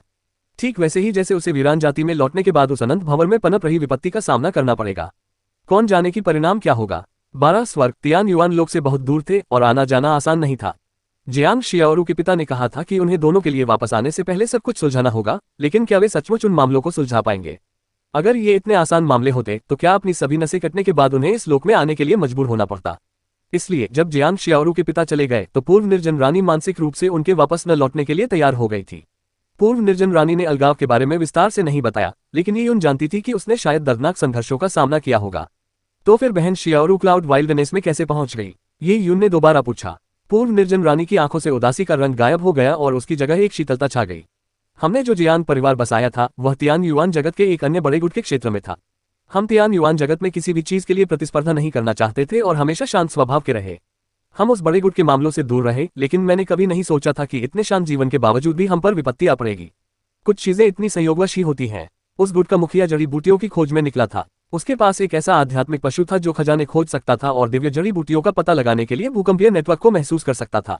जब मुखिया उस आध्यात्मिक पर्वत पर पहुंचा जहां जियांग परिवार एकांत में रह रहा था, तो वह अपने आध्यात्मिक पशु का उपयोग करके कोई भी प्राचीन जड़ी बूटी खोजने में असफल रहा, लेकिन इसके बजाय उसे शियाओरू मिल गई। खजाने की खोज करने वाले उस आध्यात्मिक पशु ने शियाओरू के शरीर से असाधारण रक्तरेखा को महसूस कर लिया था और कुलपति को कोई संतोषजनक खजाना नहीं मिला, इसलिए उन्होंने शियाओरू को एक जड़ी बूटी की तरह इस्तेमाल करने का इरादा किया। और शायद आपने अनुमान लगा लिया होगा कि यह व्यक्ति कौन था। वह शेंतु कुलपति थे। यही कारण है कि मैंने बाद में तियान युआन लोक को छोड़कर निर्जन जाति में वापसी की। यही कारण है कि किंगकुई ने दिव्य वन्यभूमि के पशु झुंड का नेतृत्व करते हुए तियान युआन लोक पर आक्रमण किया और शेंतु परिवार को बुरी तरह कमजोर कर दिया। उद्धरण चिन्ह। यद्यपि मेरी उजाड़ जाति शेंतु परिवार से अधिक शक्तिशाली है, लेकिन दिव्य वन्यभूमि से दूर होने और तियान युआन जगत के हर कोने से घिरे शत्रुओं के कारण शेंतु परिवार को पूरी तरह से नष्ट करना कठिन था। वे तियान युआन जगत में अपनी जड़ें जमा चुके थे और उनके कई सहयोगी थे। इसके अलावा राक्षसी झुंड का दायरा बहुत बड़ा था, इसलिए जब भी उन्हें कुछ गड़बड़ लगती वे पहले ही भाग जाते थे। तो यही कारण था। ये यून की आंखें ठंडी पड़ गईं। इसमें कोई आश्चर्य नहीं था कि शेंतु नानुतियान ने जियांग शियाओरू को पहली बार देखते ही उसे औषधि में परिवर्तित करने की इच्छा जताई थी। तो ये सब शेंतु कुलपति का ही परिणाम था। लेकिन अब शेंतु परिवार पूरी तरह से नष्ट हो चुका था। उस समय के उनके अहंकार और बच्चों को लूटने के प्रभुत्व से लेकर अब परिवार के पूर्ण पतन तक। पूर्व निर्जन रानी ने आगे कहा, शियाओरू के जन्म ने मेरी बहुत सारी ऊर्जा और जीवन शक्ति खर्च कर दी थी। जब मेरा सामना शेंतु कुलपति से हुआ तब तक मेरी जीवन शक्ति पूरी तरह से बहाल नहीं हुई थी। इसके अलावा मैं निर्जन जाति की सदस्य हूँ। यदि मेरे साथ कोई आदिम आत्मा होती तो मैं कुछ शेंतु कुलपतियों से भयभीत नहीं होती, लेकिन स्वाभाविक रूप से मैं किसी आदिम आत्मा को तियान युआन लोक में नहीं ला सकती थी। अंततः इसका परिणाम विनाशकारी रहा। युद्ध में मैं शेंतु कुलपति के साथ केवल बराबरी पर ही समाप्त कर सका। और तब तक शेनतु कुलपति को पता चल चुका था कि हम निर्जन जाति के सदस्य हैं। इससे उनके हृदय में लालच भड़क उठा और वे मुझे भी बंदी बनाना चाहते थे। उसने आसपास के सभी शेनतु परिवार के सदस्यों को बुलाया। शेनतु परिवार के पास स्वर्गारोहण स्तर के विशेषज्ञ और कई सहयोगी थे। जैसे ही चारों ओर से अतिरिक्त सैनिक उमड़ पड़े, मेरे द्वारा स्थापित छोटा सा जियांग परिवार स्वाभाविक रूप से उनका मुकाबला नहीं कर सका। जियांग परिवार तबाह हो गया और मैं युद्ध के दौरान शियाओरू की देखभाल नहीं कर पाए। उस अफरा तफरी में एक बूढ़े और वफादार नौकर ने शियाओरू को अपने साथ ले लिया। उसके बाद क्या हुआ मुझे नहीं पता। शियाओरू उस समय बेहोश थी और छोटी उम्र होने के कारण वह सब कुछ भूल चुकी थी। जब बूढ़ी नौकरानी भागी तो वह पहले से ही बुरी तरह घायल थी। शेनतु परिवार उसका पीछा कर रहा था, इसलिए मुझे डर था कि मैं शियाओरू को जीवन भर नहीं देख पाऊंगी। मुझे कभी उम्मीद नहीं थी कि बूढ़ी नौकरानी शेनतु परिवार के पीछा करने के बावजूद सुनसान इलाकों में भागने में कामयाब हो जाएगी, जिससे शियाओरू बच जाएगी। अगर शियाओरू उन सुनसान इलाकों में रहती तो शायद वह बूढ़ी नौकरानी मर चुकी होती। उद्धरण चिन्ह। ये कहते हुए पूर्व निर्जन रानी गहरे दुख से भर उठी। मरी हुई बूढ़ी नौकरानी एक दादी थी जिसने उसके बचपन में उसकी देखभाल की थी। उसने कभी नहीं सोचा था कि उसके विद्रोह के एक क्षण के कारण उसकी इतनी वफादार दादी की मृत्यु बादल वन्य भूमि में हो जाएगी और उसकी हड्डियां भी नहीं मिलेंगी। गहरे और अंधेरे भव्य महल में जमीन पर भारी भरकम काले पत्थर बिछे हुए थे। इन काले पत्थरों के बीच जानवरों की हड्डियों के टुकड़े बिखरे पड़े थे। ये यून और जियांग शियाओरू पूर्व निर्जन रानी के पीछे पीछे एक काले पत्थर के गलियारे से गुजरे। दीवार के दोनों ओर हल्की फ्लोराइड की बत्तियां लटकी हुई थीं। ये यहाँ है। पूर्व निर्जन रानी ने एक भारी पत्थर का दरवाजा धक्का देकर खोला और उसके पार एक विशाल हॉल था। जमीन पर 1 फुट ऊंचा वेदी थी जिस पर 6 कोनों वाले तारे की आकृति उकेरी गई थी। उस आकृति पर बने चिन्ह मेढक के बच्चे की तरह मुड़े हुए थे और देखने में बहुत सरल लग रहे थे। एक नजर डालने पर ही यून को लगा कि यह उस भव्य टेलीपोर्टेशन सरणी से अलग है जिसकी उसे उम्मीद थी। उसने पूर्व निर्जन रानी की ओर मुड़कर देखा और कुछ अनिश्चितता के साथ पूछा, क्या ये वही प्राचीन टेलीपोर्टेशन सरणी है जिसका उपयोग वरिष्ठ जियांग ने अतीत में दिव्य जंगल से 12 एम्पायरियन स्वर्गों में लौटने के लिए किया था? ये यून की कल्पना के अनुसार इस तरह के टेलीपोर्टेशन एरे को बहुत अधिक भूमि की आवश्यकता होगी, ठीक उसी तरह जैसे कि डिसोलेट जाति की विशिष्ट दिव्य अस्थि वेदी होती है। हालांकि उसके सामने मौजूद टेलीपोर्टेशन एरे मात्र 100 फीट चौड़ा था। अनंत ब्रह्मांड में यात्रा करने में सक्षम टेलीपोर्टेशन एरे की तुलना में ये थोड़ा छोटा प्रतीत होता था। पूर्व निर्जन रानी यून के मन की बात जानती थी। उसने सिर हिलाकर कहा, यही तो है, लेकिन ये तुम्हें ब्रह्मांड में यात्रा करने की अनुमति नहीं देगा। 12 दिव्य स्वर्ग और निम्न लोक को आपस में जोड़ने वाले कई स्थानिक नोड हैं। एक स्थानिक नोड 2 दूरस्थ स्थानों को जोड़ सकता है। इन स्थानिक नोड्स के माध्यम से आप 12 दिव्य स्वर्गों तक पहुंच सकते हैं। मूल रूप से तियान युआन लोक एक सीलबंद लोक था और इसके सभी स्थानिक नोड सीलबंद थे। हालांकि करोड़ों साल पहले तियान युआन लोक पर लगी सील टूट गई, जिसके परिणामस्वरूप वे स्थानिक नोड खुल गए। इस टेलीपोर्टेशन एरे का उद्देश्य आपको उस स्थानिक नोड तक पहुंचाना है जो तियान युआन लोक को 12 परम स्वर्गों से जोड़ता है। दूरी इतनी अधिक नहीं है। वास्तविक लंबी दूरी उस स्थानिक नोड के पार अनंत शून्य से आती है। दूरपथ परिवहन तंत्र मनुष्यों द्वारा निर्मित होते हैं, लेकिन वे स्थानिक केंद्र ब्रह्मांड के प्राकृतिक नियमों द्वारा बनते हैं। स्थानिक केंद्र आपको अधिक दूरी तक ले जा सकता है, लेकिन इसमें बहुत अधिक ऊर्जा खर्च नहीं होती। ये स्वयं एक नियम है। जब पूर्व निर्जन रानी ने ये कहा तो ये यून ने सुनकर आह भरी। ब्रह्मांड के नियम गहन और रहस्यमय थे। प्राकृतिक रूप से निर्मित स्थानिक बिंदु ब्रह्मांड के सुदूर क्षेत्रों को जोड़ते थे। अब फ्यूचर एड्स। यदि योद्धा उन रहस्यमय नियमों को पूरी तरह से समझना चाहते तो जीवन भर का चिंतन भी व्यर्थ होता, जबकि जो लोग स्वर्ग के मार्ग के एक अंश को भी सचमुच समझ लेते, उन्हें 12 दिव्य लोकों में राजा और सम्राट माना जा सकता था। वे ऐसे अस्तित्व थे जो सभी प्राणियों के जीवन का आधार थे। माँ, स्थानिक नोड के माध्यम से यात्रा करना इतना आसान नहीं है ना? हालांकि जियांग शियाओरू अपने पिता के जीवन के बारे में पहले से जानती थी, लेकिन जिस टेलीपोर्टेशन एरे का उपयोग उसके पिता ने दिव्य वन से 12वें स्वर्ग में लौटने के लिए किया था, उसे उसकी माँ ने एक भूमिगत कक्ष में सील कर दिया था। उसे सटीक स्थान का पता नहीं था और यह पहली बार था जब उसने इसे देखा था। यह वाकई आसान नहीं है। पूर्व निर्जन रानी ने सिर हिलाया। तुम्हारी वर्तमान शक्ति के साथ तुम्हारे लिए स्थानिक नोड से गुजरना असंभव है। स्थानिक नोड में अनेक स्थानिक तूफान हैं। प्रवेश करते ही तुम्हें हर तरह के खतरे का सामना करना पड़ेगा। मंजिल का पता लगाना भी कठिन है। यदि तुम्हारे पास पर्याप्त शक्ति नहीं है तो तुम स्थानिक तूफानों में टुकड़े टुकड़े हो सकते हो, या फिर स्थानिक उथल पुथल में हमेशा के लिए खो सकते हो और खुद को दिशा देने में असमर्थ हो सकते हो। जब पूर्व निर्जन रानी ने ये कहा तो उसने ये यून की ओर देखा। ये यून, मैं तुम्हें और शियाओरू को यहाँ इसलिए लाई हूं ताकि तुम्हें प्राचीन टेलीपोर्टेशन सरणी का स्थान बता सकूं। मेरी कामना है कि एक दिन तुम शियाओरू को इस दुनिया से निकालकर 12 दिव्य लोकों में ले जाओगी। पूर्व निर्जन रानी के शब्दों ने ये यून को स्तब्ध कर दिया। ये दुनिया मृत्यु की एक वीरान भूमि है। शियाओरू को मेरी वीरान जाति और प्राचीन फे जाति का रक्त विरासत में मिला है, जिसके परिणामस्वरूप उसमें असाधारण प्रतिभा है। मैं इस मृत्यु भूमि में रुक सकता हूँ, अपने मिशन को पूरा कर सकता हूँ, वीरान जाति का नेतृत्व करते हुए खोज कर सकता हूँ और इस मृत्यु भूमि में जीवित रह सकता हूँ, अंततः अपना जीवनकाल समाप्त कर सकता हूँ। इतना ही काफी होगा क्योंकि मैं वीरान जाति के प्रति जवाबदेह रहूंगा। मैं नहीं चाहता कि शियाओरू यहाँ रहकर अपना जीवन बर्बाद करे। उद्धरण चिन्ह। जैसे ही पूर्व निर्जन रानी ने धीरे धीरे ये शब्द कहे, जियांग शियाओरू ने उसे कसकर पकड़ लिया। क्षण भर के लिए वह असमंजस में पड़ गई कि क्या कहे। ये यून को लगा जैसे उसका दिल दब रहा हो। वरिष्ठ, आप कहते हैं कि ये दुनिया मृत्यु की भूमि है। एक ऐसा संसार जिसमें प्राचीन दानव देवता कैद थे, उसे प्राचीन देवताओं ने बहुत पहले त्याग दिया था। यदि लाखों वर्ष पूर्व अजूर यांग लॉर्ड गलती से सिंखोल के रास्ते इस संसार में प्रवेश न करते तो ये संसार 12 दिव्य स्वर्गों से हमेशा के लिए अलग थलग पड़ जाता। हम सब कुएं के मेंढकों की तरह होते जिन्हें कभी यह पता नहीं चलता कि बाहरी संसार कितना विशाल है। बाद में भी जब एजोर यांग लॉर्ड ने कुछ मुहरें हटाई तो प्रकट होने वाले स्थानिक नोड्स की संख्या दयनीय रूप से कम थी। शायद 1 या 2 ही थे। 12 स्वर्गों के लिए ये दुनिया शायद किसी पहाड़ में छिपे चींटियों के घोंसले की तरह है जिसे ढूंढना मुश्किल है। करोड़ों वर्षों में 12 स्वर्गों से स्थानिक नोड के माध्यम से इस दुनिया में आने वालों की संख्या शायद बहुत कम है। पूर्व निर्जन रानी ने जो कुछ कहा वह सब उसकी अपनी अटकलें थी। हालांकि वह नीले यांग स्वामी के इतिहास से भली भांति परिचित थी। वह जियांग शियाओरू के पिता के साथ भी रह चुकी थी जो वास्तव में 12वें स्वर्ग से आए थे, इसलिए उसकी अटकलें संभवतः वास्तविकता के बहुत करीब थीं। ... निर्जन रानी को विदाई देने के बाद ये यून का दिल भारी हो गया। पब फ्यूचर एड्स। क्या तियान युआन लोग प्राचीन देवताओं द्वारा त्यागा गया मृत्यु का भूभाग मात्र था? ये यून का इरादा हमेशा से 12 दिव्य लोकों की ओर जाने का था। पूर्व निर्जन रानी ने कहा था कि वर्तमान में उसमें इतनी शक्ति नहीं है। फिर जब वह स्वर्गारोहण क्षेत्र में पहुंच जाएगा तब शायद उसकी शक्ति पर्याप्त हो जाएगी। जहां तक अचानक प्रकट हुए काले कवच वाले दानव देवता की बात है, ये यून ने अपना सिर हिलाया। जाने से पहले पूर्व निर्जन रानी ने ये यून को कई बार काले कवच वाले दानव देवता की तलाश न करने की सलाह दी थी। काले कवचधारी दानव देवता तियान युआन लोक में नरसंहार कर रहा था। वह बड़ी संख्या में मृतकों की जीवन शक्ति का उपयोग कर रहा था ताकि वह अपने जीवन और आत्मा को बहाल कर सके जो ढहने वाली थी। मारे गए लोगों में से कई ने हर तरह के अपराध किए थे और वे मौत के पात्र थे। हालांकि अच्छे लोग और निर्दोष आम नागरिक भी थे। ये यून की निर्ममता नहीं थी, बल्कि वह सचमुच काले कवच वाले दानव देवता का मुकाबला नहीं कर सकता था। भले ही काले कवच वाला दानव देवता बेहद कमजोर था और उसकी आत्मा के नष्ट होने की संभावना थी, लेकिन ये यून में उसकी आत्मा को नष्ट करने की क्षमता नहीं थी। पर्याप्त शक्ति प्राप्त होने से पहले ये यून को केवल दिव्य वन में छिपकर प्रतीक्षा करनी थी। उसे समय की सख्त जरूरत थी। लिन परिवार के आवासीय परिसर में लौटने के बाद ये यून ने दूर से लहराते कब्रों में एक आकृति देखी। ये ग्रेनाइट की पहाड़ियों का एक विस्तृत इलाका था। चमकीला चांद आसमान में चमक रहा था, अपनी शीतल रोशनी बिखेर रहा था। लिन शिंटोग ने बर्फ जैसे सफेद कपड़े पहने थे। वह ग्रेनाइट की पहाड़ी पर एक प्राचीन देवदार के पेड़ के नीचे चुपचाप खड़ी थी। देर रात मानो आकाश पर गहरा नीला पर्दा पड़ा हो, आकाशगंगा की भुजाएं दिखाई दे रही थीं। वे क्षितिज तक फैली हुई थीं और ऐसा लग रहा था मानो लिन शिंटोग के शरीर को पार कर रही हो। जल के समान तारों की रोशनी उसके शरीर पर पड़ रही थी, उसके लंबे बालों से टपक रही थी। ऐसा लग रहा था मानो वे लिन शिंटोग के साथ एक हो गई हो। इस क्षण उसके सारे रोम छिद्र खुले हुए थे, मानो वह अपनी असीम ऊर्जा को बाहर निकाल रही हो। यह दृश्य देखकर ये यून का दिल जोर से धड़कने लगा। लिन शिंटोग शुद्ध इन नियमों का अभ्यास करती थी और तारों की रोशनी और चंद्रमा से इन ऊर्जा को अवशोषित करके ही उसने इन नियमों का विकास किया था। लिन शिंटोग को साधना करते और गहन चिंतन में लीन देखना हमेशा एक मनमोहक दृश्य होता था।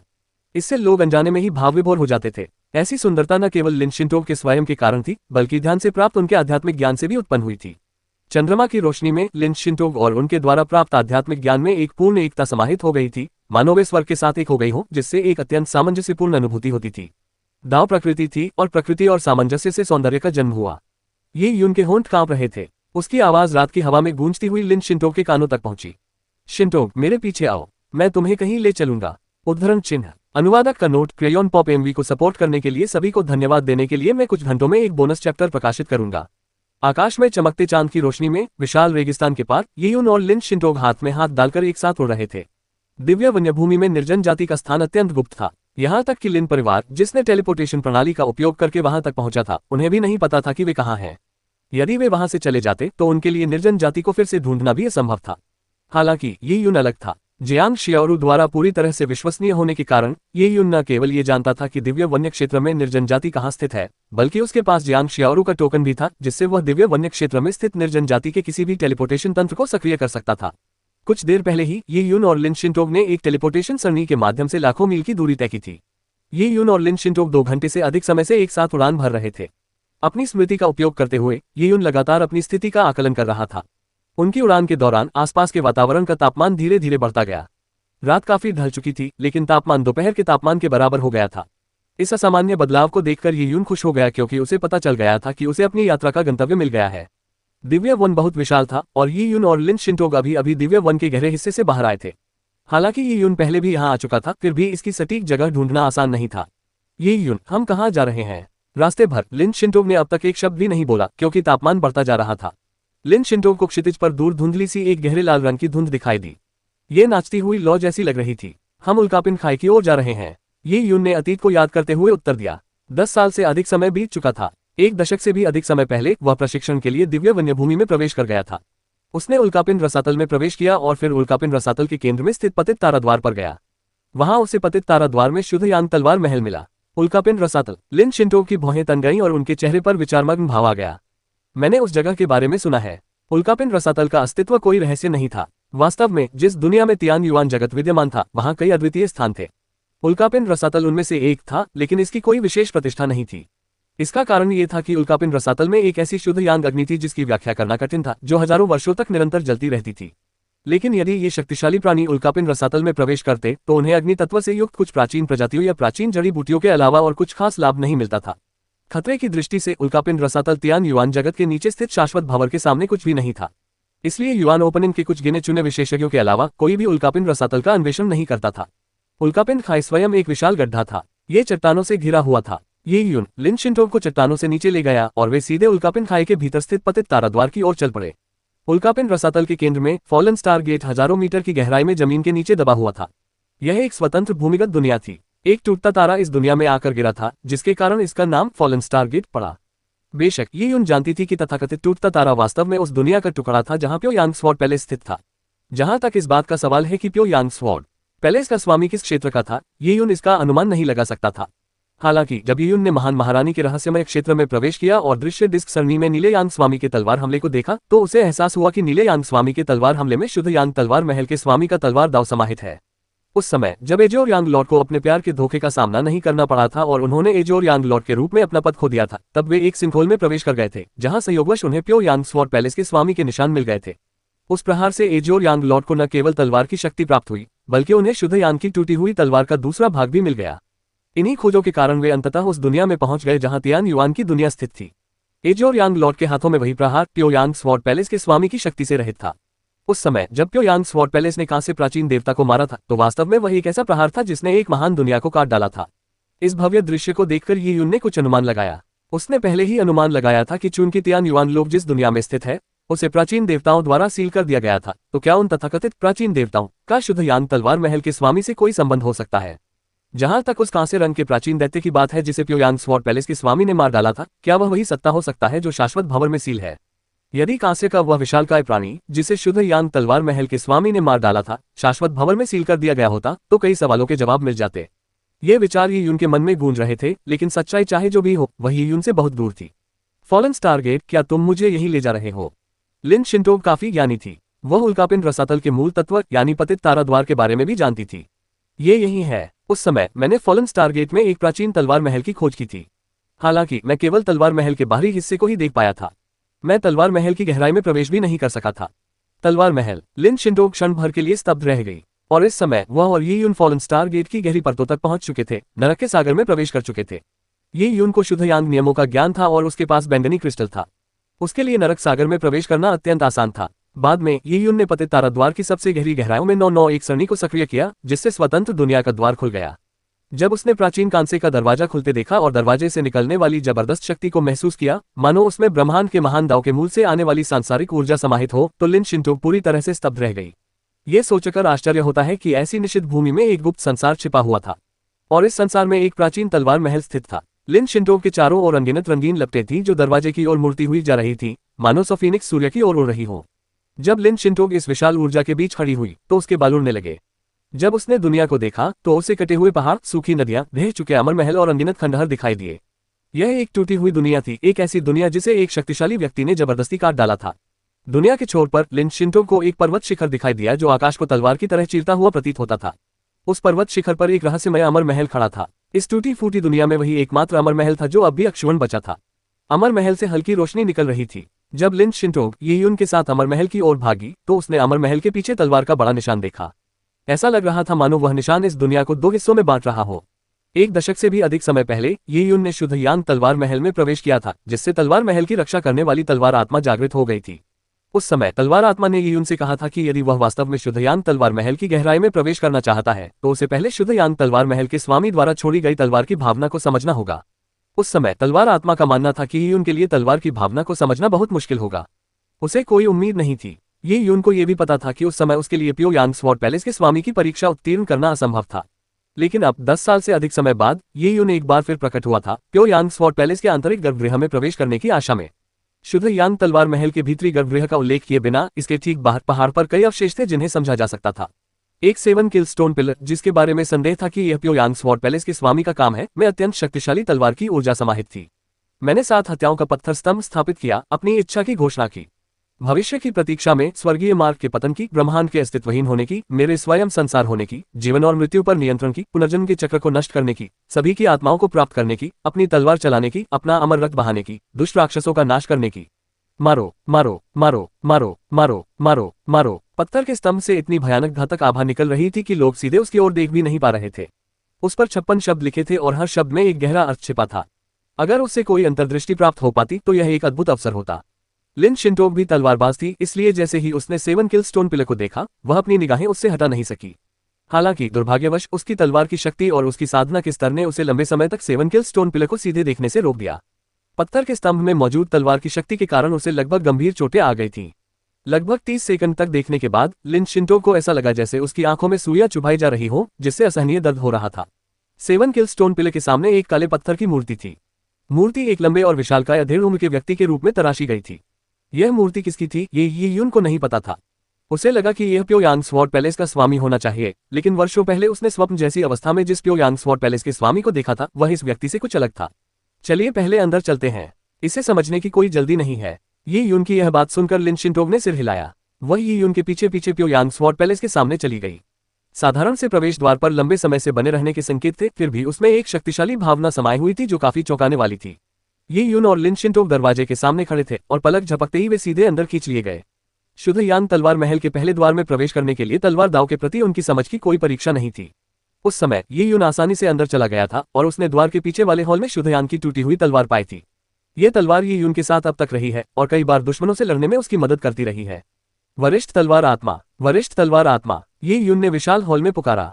10 वर्ष से भी अधिक समय पहले ये यून ने शुद्ध यान तलवार महल में प्रवेश किया था और विशाल हॉल की रक्षा करने वाली तलवार आत्मा को जागृत किया था। उस समय तलवार आत्मा अत्यंत दुर्बल थी। उसने ये यून से कुछ ही शब्द कहे और फिर अपनी नींद में लौट गई। उसने ये भी कहा था कि एक बार नींद में जाने के बाद उसे नहीं पता होगा कि वह कब जागेगी। हॉल खाली रहा, तलवार की आत्मा की ओर से कोई प्रतिक्रिया नहीं मिली। ये यून ने कुछ और बार पुकार लगाए और फिर धीरे से आह भरी। तलवार महल की तलवार आत्मा शायद बहुत कमजोर थी। वह तलवार आत्मा की नींद में खलल भी नहीं डालना चाहता था, इसलिए वह हॉल के दूसरे बड़े दरवाजे के सामने रुक गया। यह विशाल द्वार ही था जिसने ये यून के लिए शुद्ध यान तलवार महल के भीतरी पवित्र स्थानों में जाने का रास्ता बंद कर दिया था।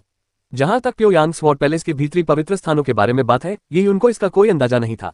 दरअसल जब वह पहली बार प्योयांग स्वॉर्ड पैलेस आया था तो टूटी हुई तलवार प्राप्त करने के अलावा, साथ ही प्योयांग स्वॉर्ड पैलेस के बाहर तलवार के निशान से कुछ स्वॉर्ड इंटेंट प्राप्त करने के अलावा उसे कोई अन्य अवसर नहीं मिला था। इसके अलावा शुद्ध यान तलवार महल का स्वामी ये यून के वर्तमान विश्व ज्ञान में सबसे शक्तिशाली विशेषज्ञ था, जिसकी शक्ति उसकी समझ से कहीं अधिक थी। उसके द्वारा छोड़ी गई अमर गुफा में निश्चित रूप से ऐसे खजाने होंगे जो उसकी कल्पना से परे होंगे। ये यून उस रहस्यमय प्राचीन दरवाजे के सामने खड़ी थी जो मानो अपने पीछे एक और दुनिया को बंद कर रहा हो। उसे दरवाजा खोलना नहीं आता था, लेकिन तलवार आत्मा के कहे अनुसार शुद्ध यान तलवार महल के भीतरी पवित्र स्थानों में प्रवेश करने के लिए तलवार इरादे के बारे में उसकी अंतर्दृष्टि की परीक्षा आवश्यक थी। लेकिन तलवार की शक्ति को समझने की उसकी क्षमता का आकलन कैसे किया जाएगा? ऐसा तो नहीं हो सकता कि वह अपनी तलवार लहराकर दरवाजे पर वार कर रहा हो, है ना? तलवार की आत्मा गहरी नींद में सो रही थी। पूछने के लिए कोई न होने के कारण वह केवल स्वयं ही खोज कर सकती थी। शिंटोग, तलवार महल के बाहर जाओ और 7 हत्याओं के पत्थर के स्तंभ और तलवार के निशान का अध्ययन करने का प्रयास करो। मैं तलवार महल के भीतरी पवित्र स्थानों में प्रवेश करने का रास्ता खोजने के लिए यही रहूंगा। महान महारानी हृदय सूत्र के मामले में लिन शिंटोग की उपलब्धि स्वाभाविक रूप से ये यून से कहीं अधिक थी। जब बात शुद्ध यांग और शुद्ध यिन नियमों की आती थी तो उनकी अंतर्दृष्टि संभवतः लगभग बराबर थी, लेकिन तलवारबाजी की कला में ये यून लिन शिंटोग से श्रेष्ठ थी। लिन शिंटोग लिन परिवार से थी और अपने बचपन से ही उसे सीमित ज्ञान और ज्ञान प्राप्त हुआ था। उसे किसी भी गहन तलवारबाजी कला का ज्ञान नहीं था, जबकि ये उनके पास शुद्ध यान तलवार महल था, इसलिए उसका अनुभव बिल्कुल अलग था। यदि वह शुद्ध यान तलवार महल के भीतरी कक्षों में प्रवेश करने का कोई रास्ता नहीं खोज सका तो लिन शिंटोग को यहाँ रखना व्यर्थ होगा, क्योंकि वह भी कुछ नहीं खोज पाएगी। वह लिन शिंटोग को प्योयांग स्वॉर्ड पैलेस के बाहर ही रहने दे सकता था ताकि वह 7 किल स्टोन पिलर और तलवार के निशान को समझ सके। यह उसके लिए अधिक लाभदायक था। ठीक है, लिन शिंटोग प्योयांग स्वॉर्ड पैलेस से बाहर निकल गई और ये यून को विशाल हॉल में अकेला छोड़ दिया। ये यून क्षण भर के लिए असमंजस में पड़ गया। उसे समझ नहीं आ रहा था कि कहां से शुरू करे। वह चुपचाप हॉल का एक चक्कर लगाकर अंततः दूसरी मंजिल की ओर जाने वाले दरवाजे पर रुक गया। वह वहां बहुत देर तक बिना हिले डुले खड़ा रहा। जैसे ही उसने दरवाजे की ओर देखा, वह धीरे धीरे उसमें मग्न हो गया। दरवाजा किसी अज्ञात पदार्थ से बना था। देखने में वह धातु या पत्थर जैसा लग रहा था, लेकिन दोनों नहीं था। और दरवाजे की सतह चिकनी नहीं थी। उस पर पानी की धारियों जैसी हल्की खुरदुराहट थी। जैसे जैसे ये उनका ध्यान और केंद्रित होता गया, पानी की धारियां और भी स्पष्ट होती गईं। धीरे धीरे ये चारों दिशाओं में फैल गई और ये यून को निगल गई।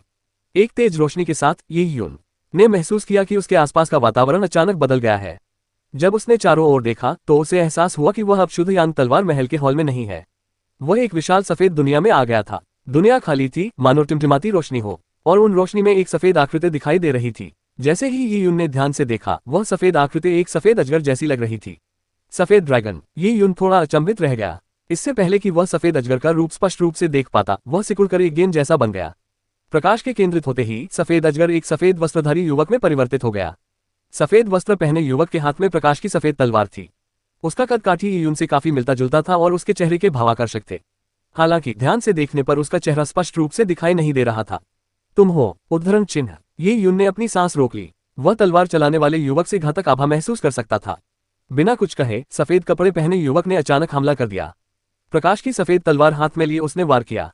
इस वार से निकली तलवार की किरण स्वर्ग की ओर बहने वाली नदी की तरह थी, जिसने आकाश को पूरी तरह से भर दिया और फिर ये यून पर बरस पड़ी। ये यून घबरा गया। वह पहले से ही सतर्क था, इसलिए उसने तुरंत कार्रवाई की। उसने शुद्ध यान की टूटी हुई तलवार से वार किया। ये यून के पीछे उसके गोल्डन क्रो एस्पेक्ट टोटेम से चीख निकली। यदि सफेद वस्त्रधारी युवक की तलवार आकाश से गिरते तारों की नदी के समान थी, तो ये यून की तलवार आकाश में धावा बोलने वाले सुनहरे कौवे के समान थी, जो आकाश को जला रही थी। बूम! दो तलवारों की किरणें आपस में टकराईं, जिससे एक भयंकर कंपन हुआ और पूरा ब्रह्मांड हिल गया। युवक की तलवार की किरण इतनी शक्तिशाली थी कि ये उनका स्वर्ण कौवा लाखों फीट की दूरी तय करते हुए भी तारों की नदी को पार नहीं कर सका। असीम तलवार की किरण ने ये यून की सारी तलवार शक्ति को नष्ट कर दिया। ये यून विस्मय से भर उठा और उसने बलपूर्वक ऊर्जा एकत्रित करते हुए अपनी तलवार को क्षैतिज रूप से चलाया, जिससे उसका दूसरा प्रहार हुआ। चीला। तलवार की किरण झरने की तरह थी, जिसने तलवार की ऊर्जा नदी को दो भागों में बांट दिया। युवक द्वारा उत्पन्न शक्तिशाली तलवार ऊर्जा नदी के पानी की तरह ही यून के दोनों ओर से बहते हुए जमीन पर जा टकराए। जैसे ही जमीन कांपी, उसका असर ये यून की सुरक्षात्मक युवांची पर पड़ा। तीव्र ऊर्जा के कारण ये यून की सुरक्षात्मक युवांची में हल्की दरार आ गई। हालांकि जैसे ही ये यून की सुरक्षात्मक युवांची टूटने ही वाली थी, उसकी तलवार की चीबी समाप्त हो गई और अंततः रुक गई। ये यून ने गहरी सांस ली। उसने उस युवक की ओर देखा जो अभी भी तलवार हाथ में लिए सीधा खड़ा था। उसकी तलवार तिरछी होकर जमीन की ओर झुकी हुई थी, मानो वह हिला ही न हो। कितना जोरदार प्रहार! ये यून का दिल कांप उठा। वह समझ गया था कि युवक के प्रहार में निहित ऊर्जा की मात्रा बहुत कम थी और वह उसकी तुलना में भी कमजोर थी। उसकी सबसे बड़ी खूबी तलवारबाजी की शक्ति थी। उसके हर प्रहार में एक अमर आभा होती थी। चाहे उसके वार में कितनी भी ऊर्जा क्यों न हो, वह धीरे धीरे क्षीण हो जाती थी। सफेद वस्त्र पहने युवक ने ये यून की ओर देखा और अचानक बोला, वापस जाओ, तुम इस पद के लिए अयोग्य हो। उसकी आवाज ठंडी और अहंकारी थी, जिसमें अटूट संदेह का भाव था। ये सुनकर ये यून का दिल बैठ गया। अयोग्य? निस्संदेह सफेद वस्त्रधारी युवक का प्रहार एक परीक्षा थी। जैसा कि तलवार आत्मा ने कहा था, केवल वही व्यक्ति जो तलवार विद्या की पर्याप्त समझ रखता हो, शुद्ध यान तलवार महल के भीतरी कक्षों में प्रवेश कर सकेगा, अन्यथा उसे द्वार से ही लौटा दिया जाएगा। 10 साल से भी अधिक समय पहले ये यून को एक दरवाजे से लौटा दिया गया था, और 10 साल से भी अधिक समय बाद ये यून ने तलवारबाजी के विभिन्न नियमों का ज्ञान प्राप्त कर लिया था और उसकी साधना का स्तर काफी बढ़ गया था। लेकिन जब वह पहली बार शुद्ध यान तलवार महल में लौटा तो पहले चरण का उत्तर अस्वीकार्य था। ये यून ने आह भरी। ये कहना असंभव था कि वह उदास नहीं था, लेकिन वह हतोत्साहित भी नहीं था। जब से वह इस दुनिया में आया था, उसने गरीब और पिछड़े बादल वन में अपना जीवन व्यतीत किया था। उस समय उसके पास भी कुछ नहीं था, कुछ भी करने की शक्ति नहीं थी। लेकिन धीरे धीरे उन्होंने कदम दर कदम आगे बढ़ाया, क्लाउड वाइल्डनेस से बाहर निकले और आज जो कुछ उनके पास है उसे हासिल किया। उसने सफेद वस्त्रधारी युवक से कहा, मैं फिर आऊंगा। तलवारबाजी के बारे में मेरा ज्ञान अभी अपर्याप्त हो सकता है, लेकिन एक दिन ऐसा आएगा जब मेरे पास यहाँ कदम रखने की योग्यता होगी। युवक ने ये यून को ठंडी निगाहों से देखा और भावहीनता से कहा, तलवारबाजी में तुम्हारा कोई विशेष कौशल नहीं है। मेहनत करना व्यर्थ है। शायद तुम्हें पता नहीं है कि तुम्हारी उम्र निर्धारित आयु से अधिक हो चुकी है। वापस जाओ, तुम परीक्षा पास नहीं कर पाओगे और न ही तुम इसके योग्य हो। वह युवक पूरी तरह से तरकीन था। उसकी निर्ममता स्वयं में अहंकार का एक रूप थी, और वास्तव में उनमें अहंकारी होने के सारे गुण थे। ये यून ने भौहें चढ़ाईं। इस युवक ने उसकी भविष्य की उपलब्धियों की भविष्यवाणी कर दी थी, तो वह कैसे आश्वस्त हो सकता था। भविष्य में युद्धकला के क्षेत्र में उनका निर्णय स्वयं उन्हें ही करना था। हालांकि इस समय वे उस युवक का मुकाबला करने में असमर्थ थे। उनके पास कोई और विकल्प नहीं था, क्योंकि उन्होंने स्वयं को अयोग्य घोषित कर दिया था। उन्होंने गहरी सांस ली और इस दुनिया से विदा होने ही वाले थे, लेकिन उसी क्षण एक कमजोर और बुरी आवाज गूंजी, एक पल रुकिए, उसे यहीं रहने दीजिए। ओह! युवक ने भौहें चढ़ाकर पास ही स्थित शून्य की ओर देखा। वहां अचानक हवा से पानी की धारियां प्रकट हुई, जो धीरे धीरे जमती गईं और एक प्राचीन वृक्ष के अवशेष का निर्माण करने लगी। बुजुर्ग व्यक्ति ने भूरे रंग के वस्त्र पहने हुए थे और वे बेहद कमजोर दिख रहे थे, मानो मृत्यु निकट हो। उन्होंने सफेद वस्त्र पहने युवक की ओर देखा और एक बार फिर कहा, उसे यहीं रहने दो। ये यून इस आवाज से अच्छी तरह परिचित था। वह जानता था कि धूसर वस्त्र पहने ये बुजुर्ग वही शुद्धयान तलवार महल का तलवार आत्मा है जिससे उसकी मुलाकात 10 साल से भी अधिक समय पहले शुद्धयान तलवार महल में हुई थी। तलवार की आत्मा जो वर्षों पहले गहरी नींद में चली गई थी, एक बार फिर जाग उठी है। हालांकि यह अभी भी पहले की तरह ही कमजोर था। नींद केवल इसकी कमजोरी को धीमा कर सकती थी, लेकिन इसकी ऊर्जा को पुनः प्राप्त नहीं कर सकती थी। तलवार आत्मा के शब्दों से युवक का निर्णय नहीं बदला। उसने जोर देकर कहा, हमारे गुरु के मानकों के अनुसार उसमें यहाँ रहने की योग्यता नहीं है। गुरु के मानदंड। तलवार आत्मा ने आह भरी और सिर हिलाया। वह मानदंड बहुत ऊंचा है। 20 वर्ष की आयु से पहले तलवार की एकाग्रता के उच्च स्तर पर पहुंच जाना और 100 वर्ष की आयु से पहले तलवार के सार को समझ लेना। यह मानक वास्तव में हमारे गुरु द्वारा निर्धारित किया गया था, लेकिन यह उस समय के 12 दिव्य स्वर्गों के आधार पर स्थापित किया गया था, बशर्ते कि किसी के पास एक शक्तिशाली गुरु हो और एक परिपूर्ण वंश हो। इस निम्न लोक में ऐसी बातें कैसे संभव हो सकती हैं? इस उजाड़ भूमि में ऐसा उत्तराधिकारी होना ही अपने आप में बहुत बड़ा सौभाग्य है। उद्धरण चिन्ह। चिबाए, हमारे पास ज्यादा समय नहीं बचा है। अगर हम नींद पर भी निर्भर रहें तो इससे हमारी उम्र कुछ मिलियन या 10 मिलियन साल ही बढ़ेगी। क्या आपको सच में लगता है कि इतने समय में हम 20 साल की उम्र से पहले ही तलवार साधना की उच्च स्तर की सफलता प्राप्त कर सकने वाला उत्तराधिकारी ढूंढ पाएंगे? सफेद वस्त्र पहने युवक देखने में भले ही जवान लगे, लेकिन वास्तव में उसकी उम्र तलवार आत्मा से कुछ ही कम थी। दरअसल शुद्धयान तलवार महल के स्वामी की साथी तलवार टूट गई थी, जिससे तलवार आत्मा बुरी तरह घायल हो गई थी। इसलिए उसे शुद्धयान तलवार महल में ही सोना पड़ा, जिससे वह और भी कमजोर दिखने लगी थी। सफेद वस्त्र पहने युवक शुद्धयान तलवार महल का मंदिर आत्मा था। हालांकि उसकी उम्र तलवार आत्मा से अधिक थी, लेकिन बहुत ज्यादा नहीं। भूरे वस्त्र पहने बुजुर्ग की बातों से युवक के चेहरे पर शिकन आ गई। वह अहंकारी और निर्मम था। उसके लिए शुद्धयान तलवार महल के स्वामी द्वारा निर्धारित नियम ही सर्वोपरि थे। और वास्तव में शुद्धयान तलवार महल के स्वामी ने कभी भी इसे निम्न स्तर पर छोड़ने के बारे में नहीं सोचा था। निम्न स्तर पर उत्तराधिकारी खोजना कहने में जितना आसान था, करने में उतना ही मुश्किल था। युवक को चुप देखकर तलवार आत्मा ने ये यून की ओर देखा। 10 साल से भी पहले वह ये यून की शक्ति को अच्छी तरह समझ गया था। उस समय ये यून ने कभी तलवार का इस्तेमाल नहीं किया था, फिर भी आज उसने जो उपलब्धियां हासिल की हैं, वे वाकई अद्भुत हैं। हालांकि वह अभी तक शुद्धयान तलवार महल के स्वामी के स्तर तक पूरी तरह नहीं पहुंचा है, लेकिन उसकी पृष्ठभूमि और मार्शल आर्ट के अभ्यास में बिताए गए समय को देखते हुए उसने जो उपलब्धियां प्राप्त की हैं, वे वाकई आश्चर्यजनक हैं। यद्यपि आप स्वामी के मानकों पर खरे नहीं उतरे, फिर भी हजारों वर्षों से हम केवल आपका इंतजार करते रहे हैं। करोड़ों वर्ष पूर्व शुद्धयान तलवार महल में एक आगंतुक आया। वह शुद्धयान नियमों का अभ्यास करता था और तलवारबाजी में माहिर था। उसकी प्रतिभा उत्कृष्ट थी, लेकिन दुर्भाग्य से वह बहुत बूढ़ा हो चुका था। वह हमारे गुरु द्वारा निर्धारित आयु सीमा से कहीं अधिक उम्र का था। उसके पास पहले से ही अपनी तलवारबाजी और मार्शल आर्ट की विद्या थी। उसकी जीवन शक्ति भी लगभग समाप्त हो चुकी थी। उसके लिए विरासत संभालना बहुत मुश्किल था, इसलिए हमने उसे छोड़ दिया। जहां तक तुम्हारी बात है, तुम्हें एक कोरे कागज के टुकड़े की तरह समझा जा सकता है। हालांकि तुम्हारी नींव कमजोर है, फिर भी इसमें विकास की बहुत गुंजाइश है। तुम्हारे आने का इंतजार करना हमारे लिए शायद अब और समय नहीं बचा है। तलवार आत्मा के शब्दों ने ये यून को स्तब्ध कर दिया। क्या करोड़ों साल पहले कोई और व्यक्ति प्योयांग स्वॉर्ड पैलेस आया था? ये यून जानता था कि शुद्धयान तलवार महल को खोजना और उसमें प्रवेश करना आसान नहीं था। यहाँ तक कि स्वयं ये यून ने भी बैंगनी क्रिस्टल के साथ कुछ हद तक भाग्य के बल पर 991 सरणी को भेद कर इस दुनिया में प्रवेश किया था। उस व्यक्ति में शुद्धयान तलवार महल में प्रवेश करने की क्षमता थी और वह शुद्धयान नियमों और तलवारों का अभ्यास करता था। क्या वह नीला यांग स्वामी हो सकता है? गहन विचार करने पर यह केवल वही हो सकता है। यहाँ तक कि एजोर यांग लॉर्ड को भी प्योयांग स्वॉर्ड पैलेस ने अस्वीकार कर दिया था। ये सोचकर ये यून मन ही मन भयभीत हो गया। हालांकि गहन चिंतन करने पर यह भय समझ में आया। यदि नीले यांग स्वामी की मूर्ति लकड़ी की एक सुंदर नक्काशी होती तो वह आकार ले चुकी होती, इसलिए उसमें और कोई परिवर्तन करना बहुत कठिन होता। जहां तक स्वयं उनकी बात है, वे एक गरीब परिवार से आए थे। अपनी तमाम शिक्षाओं के बावजूद वे कई मानकों तक कभी नहीं पहुंच पाए, फिर भी वे एक अपरिष्कृत खुरदुरे लकड़ी के टुकड़े की तरह थे। उनमें अभी भी विकास की बहुत गुंजाइश थी। तलवार आत्मा ने पहले ही यून को अपना उत्तराधिकारी चुन लिया था, लेकिन सफेद वस्त्र पहने युवक अभी भी तेवर चढ़ाए बैठा था। वह एक पूर्णतावादी प्रतीत होता था। अपने आदर्शों से मेल न खाने वाले उत्तराधिकारी को चुनना उसके दिल में एक कसक पैदा कर रहा था। शुद्धयान तलवार महल के मंदिर के आत्मा के रूप में स्वाभाविक रूप से उन्हें उत्तराधिकारी का चयन करने का अधिक अधिकार था। उसने ये यून को चुनने से इनकार कर दिया, लेकिन उसे ये भी स्वीकार करना पड़ा कि तलवार की आत्मा की बात में दम था। उसने ये यून को ध्यान से देखा और अब वह उससे और बात नहीं करना चाहता था। वह मुड़ा और चला गया। जैसे जैसे उसकी आकृति धुंधली होती गई, वह सफेद और खाली शून्य में गायब हो गया। ये यून ने व्यंग्यात्मक मुस्कान दी। मंदिर के देवता ने उससे बात करने की जहमत तक नहीं उठाई। उसकी बातों पर ध्यान मत दो। शिबाए और मैं अब पहले जैसे नहीं रहे। हम बस इस दुनिया के एक हिस्से को फिर से जीवंत देखना चाहते हैं।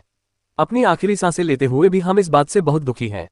मेरी नींद आराम के लिए नहीं है, ये तो बस मेरे जीवन के बचे हुए थोड़े से समय को बढ़ाने के लिए है, ताकि मैं अपना उत्तराधिकारी ढूंढ सकूं। हालांकि मुझे कोई उम्मीद नहीं है, फिर भी मुझे उम्मीद है कि शायद एक दिन ये दिव्य महल अपनी पुरानी शान में वापस आ जाएगा, भले ही इसकी संभावना 10वें हिस्से जितनी ही क्यों न हो। तलवार आत्मा ने बोलते हुए आह भरी। उन्होंने ये यून को चुना था, जबकि युवक ने अनिच्छा से इस बात को स्वीकार कर लिया था। इस प्रकार ये युन की उत्तराधिकारी के रूप में पहचान तय हो गई। वरिष्ठ, मेरा एक प्रश्न है, मैं तलवार महल के उत्तराधिकारी के मानकों से कितना दूर हूँ? ये युन ये जानना चाहता था कि वह कितना पीछे है। वह ये जानना चाहता था कि 20 वर्ष की आयु से पहले तलवार साधना में उच्च स्तर की सफलता प्राप्त करना और 100 वर्ष की आयु से पहले तलवार के हृदय को समझना का क्या अर्थ है। तलवार आत्मा ने कहा, तलवार दाव मार्शल आर्ट के 3000 महान दाव में से एक है। एक योद्धा की तलवार दाव की समझ स्वयं ही विभिन्न स्तरों में विभाजित होती है। हालांकि इस दुनिया में अपनी विरासत की सीमाओं के कारण इसमें तलवार दाव की कोई प्रणाली नहीं है और न ही तलवार दाव में कोई विभाजक स्तर है। तलवार के क्षेत्र की शुरुआत तलवार के इरादे की अंतर्दृष्टि प्राप्त करने से होती है, उसके बाद तलवार के हृदय को संघनित करना, फिर तलवार की आत्मा को मजबूत करना और अंत में तलवार के स्वर्गीय मार्ग का निर्माण करना शामिल है। इन 4 विशाल लोकों में छोटे छोटे लोक हैं जो इन्हें विभाजित करते हैं: आरंभिक अवस्था, लघु सफलता अवस्था, विशाल सफलता अवस्था और पूर्णता। लोकों की संख्या अधिक नहीं है, लेकिन एक लोक को पार करना भी अत्यंत कठिन है। 12 दिव्य लोकों में स्वयं को राजा मानने वाले आमतौर पर तलवार आत्मा की आरंभिक अवस्था में होते हैं। तलवार के अंतिम दिव्य मार्ग की बात करें तो वह हमारे गुरु का क्षेत्र है। हमारे गुरु भी तलवार मार्ग के शिखर तक नहीं पहुंच पाए। निस्संदेह मार्शल आर्ट के मार्ग हजारों की संख्या में हैं। तलवार साधना उनमें से मात्र एक है और तलवार साधना को विशेष रूप से चुनना आवश्यक नहीं है। अन्य महान साधनाएं भी किसी व्यक्ति को शक्तिशाली विशेषज्ञ के पद तक पहुंचा सकती हैं। जहां तक तलवार साधना में आपकी वर्तमान स्थिति का सवाल है, आप तलवार साधना के लघु सफलता स्तर पर ही हैं। उद्धरण चिन्ह: प्योयांग स्वॉर्ड पैलेस के उत्तराधिकारी को 20 वर्ष की आयु से पहले स्वॉर्ड इंटेंट के लार्ज सक्सेस स्टेज तक पहुंचना या 100 वर्ष की आयु से पहले हॉट ऑफ द स्वॉर्ड प्राप्त करना आवश्यक था। जब ये युन ने गॉड एडवेंट टॉवर में संन्यास लिया तब उनकी उम्र 20 वर्ष थी। वे पहली शर्त पूरी करने में असफल रहे थे, लेकिन ये युन 100 वर्ष की आयु से पहले तलवार के हृदय की साधना करने की दूसरी शर्त को पूरा करना चाहते थे। सफेद वस्त्र पहने युवक का आत्मसम्मान का अभाव उसकी कमजोरी के कारण था। हालांकि ये युन को इस बारे में कुछ कहना नहीं था, फिर भी उसे ऐसा लग रहा था मानो वह अपने दिल में कुछ क्रोध दबा रहा हो। वह 10 वर्षों से अधिक समय से अथक साधना कर रहा था, फिर भी वह शुद्धयान तलवार महल के मानदंडों को पूरा नहीं कर पाया था। वह केवल कुछ न होने से बेहतर उत्तराधिकारी इसलिए बना क्योंकि चिबाए और धूसर वस्त्रधारी बुजुर्ग का जीवनकाल बहुत कम बचा था। हालांकि ये युन इस वजह से खुद को कमतर नहीं आंकेंगे। उसका रास्ता अभी लंबा था। वह बादल वन्यभूमि से आया था जहां उसे भोजन तक नहीं मिलता था। 12 स्वर्गों के प्रतिभाशाली लोगों का जिक्र करने का कोई मतलब नहीं था। तियान युआन जगत के एक छोटे से परिवार में रहने वाला एक प्रतिभाशाली व्यक्ति ही इस विशाल असमानता को दर्शाने के लिए काफी था। वह बेहद निचले तबके से उठकर आज तक कदम दर कदम आगे बढ़ा है। भले ही अभी उसके पास योग्यता की कमी हो, लेकिन इसका यह मतलब नहीं है कि वह किसी से कमतर है या जीवन भरहीन रहेगा। वह अपने शुरुआती बिंदु का फैसला नहीं कर पा रहा था, लेकिन उसका अंतिम बिंदु कितना दूर तक जा सकता है, ये सब उसी के द्वारा तय किया गया था। जब तलवार आत्मा ने देखा कि युन ने कितनी जल्दी उसके दिल में छाए काले बादलों को दूर कर दिया, तो उसने भी चुपचाप सिर हिलाया। एक तलवारबाज के रूप में अपने तलवार के हृदय को विकसित करने के लिए व्यक्ति को दृढ़ रहना पड़ता था और पूरी लगन से आगे बढ़ना पड़ता था। जिसका हृदय मार्शल आर्ट में लगा हो, जो अपने दाव की खोज में लगा हो, केवल ऐसा व्यक्ति ही मार्शल आर्ट का अभ्यास करने के लिए सही मायने में योग्य होता है। मेरे पीछे आओ, मैं तुम्हें शुद्धयान तलवार महल के भीतरी पवित्र स्थानों में ले जाऊंगा। तलवार आत्मा ने कहा। जैसे ही उसने बोलना समाप्त किया, ये युन के सामने सब कुछ धुंधला हो गया। कुछ पल के लिए सब कुछ धुंधला होने के बाद वह फिर से उस बड़े दरवाजे के सामने खड़ा था, मानो उसने एक कदम भी न रखा हो। और ठीक उसी क्षण दरवाजे पर बने चिन्ह चमकने लगे। दरवाजा कांपने लगा और गड़गड़ाहट के साथ खुलने लगा। अनगिनत वर्षों से बंद पड़ा शुद्धयान तलवार महल अंततः ये युन के लिए खुल गया।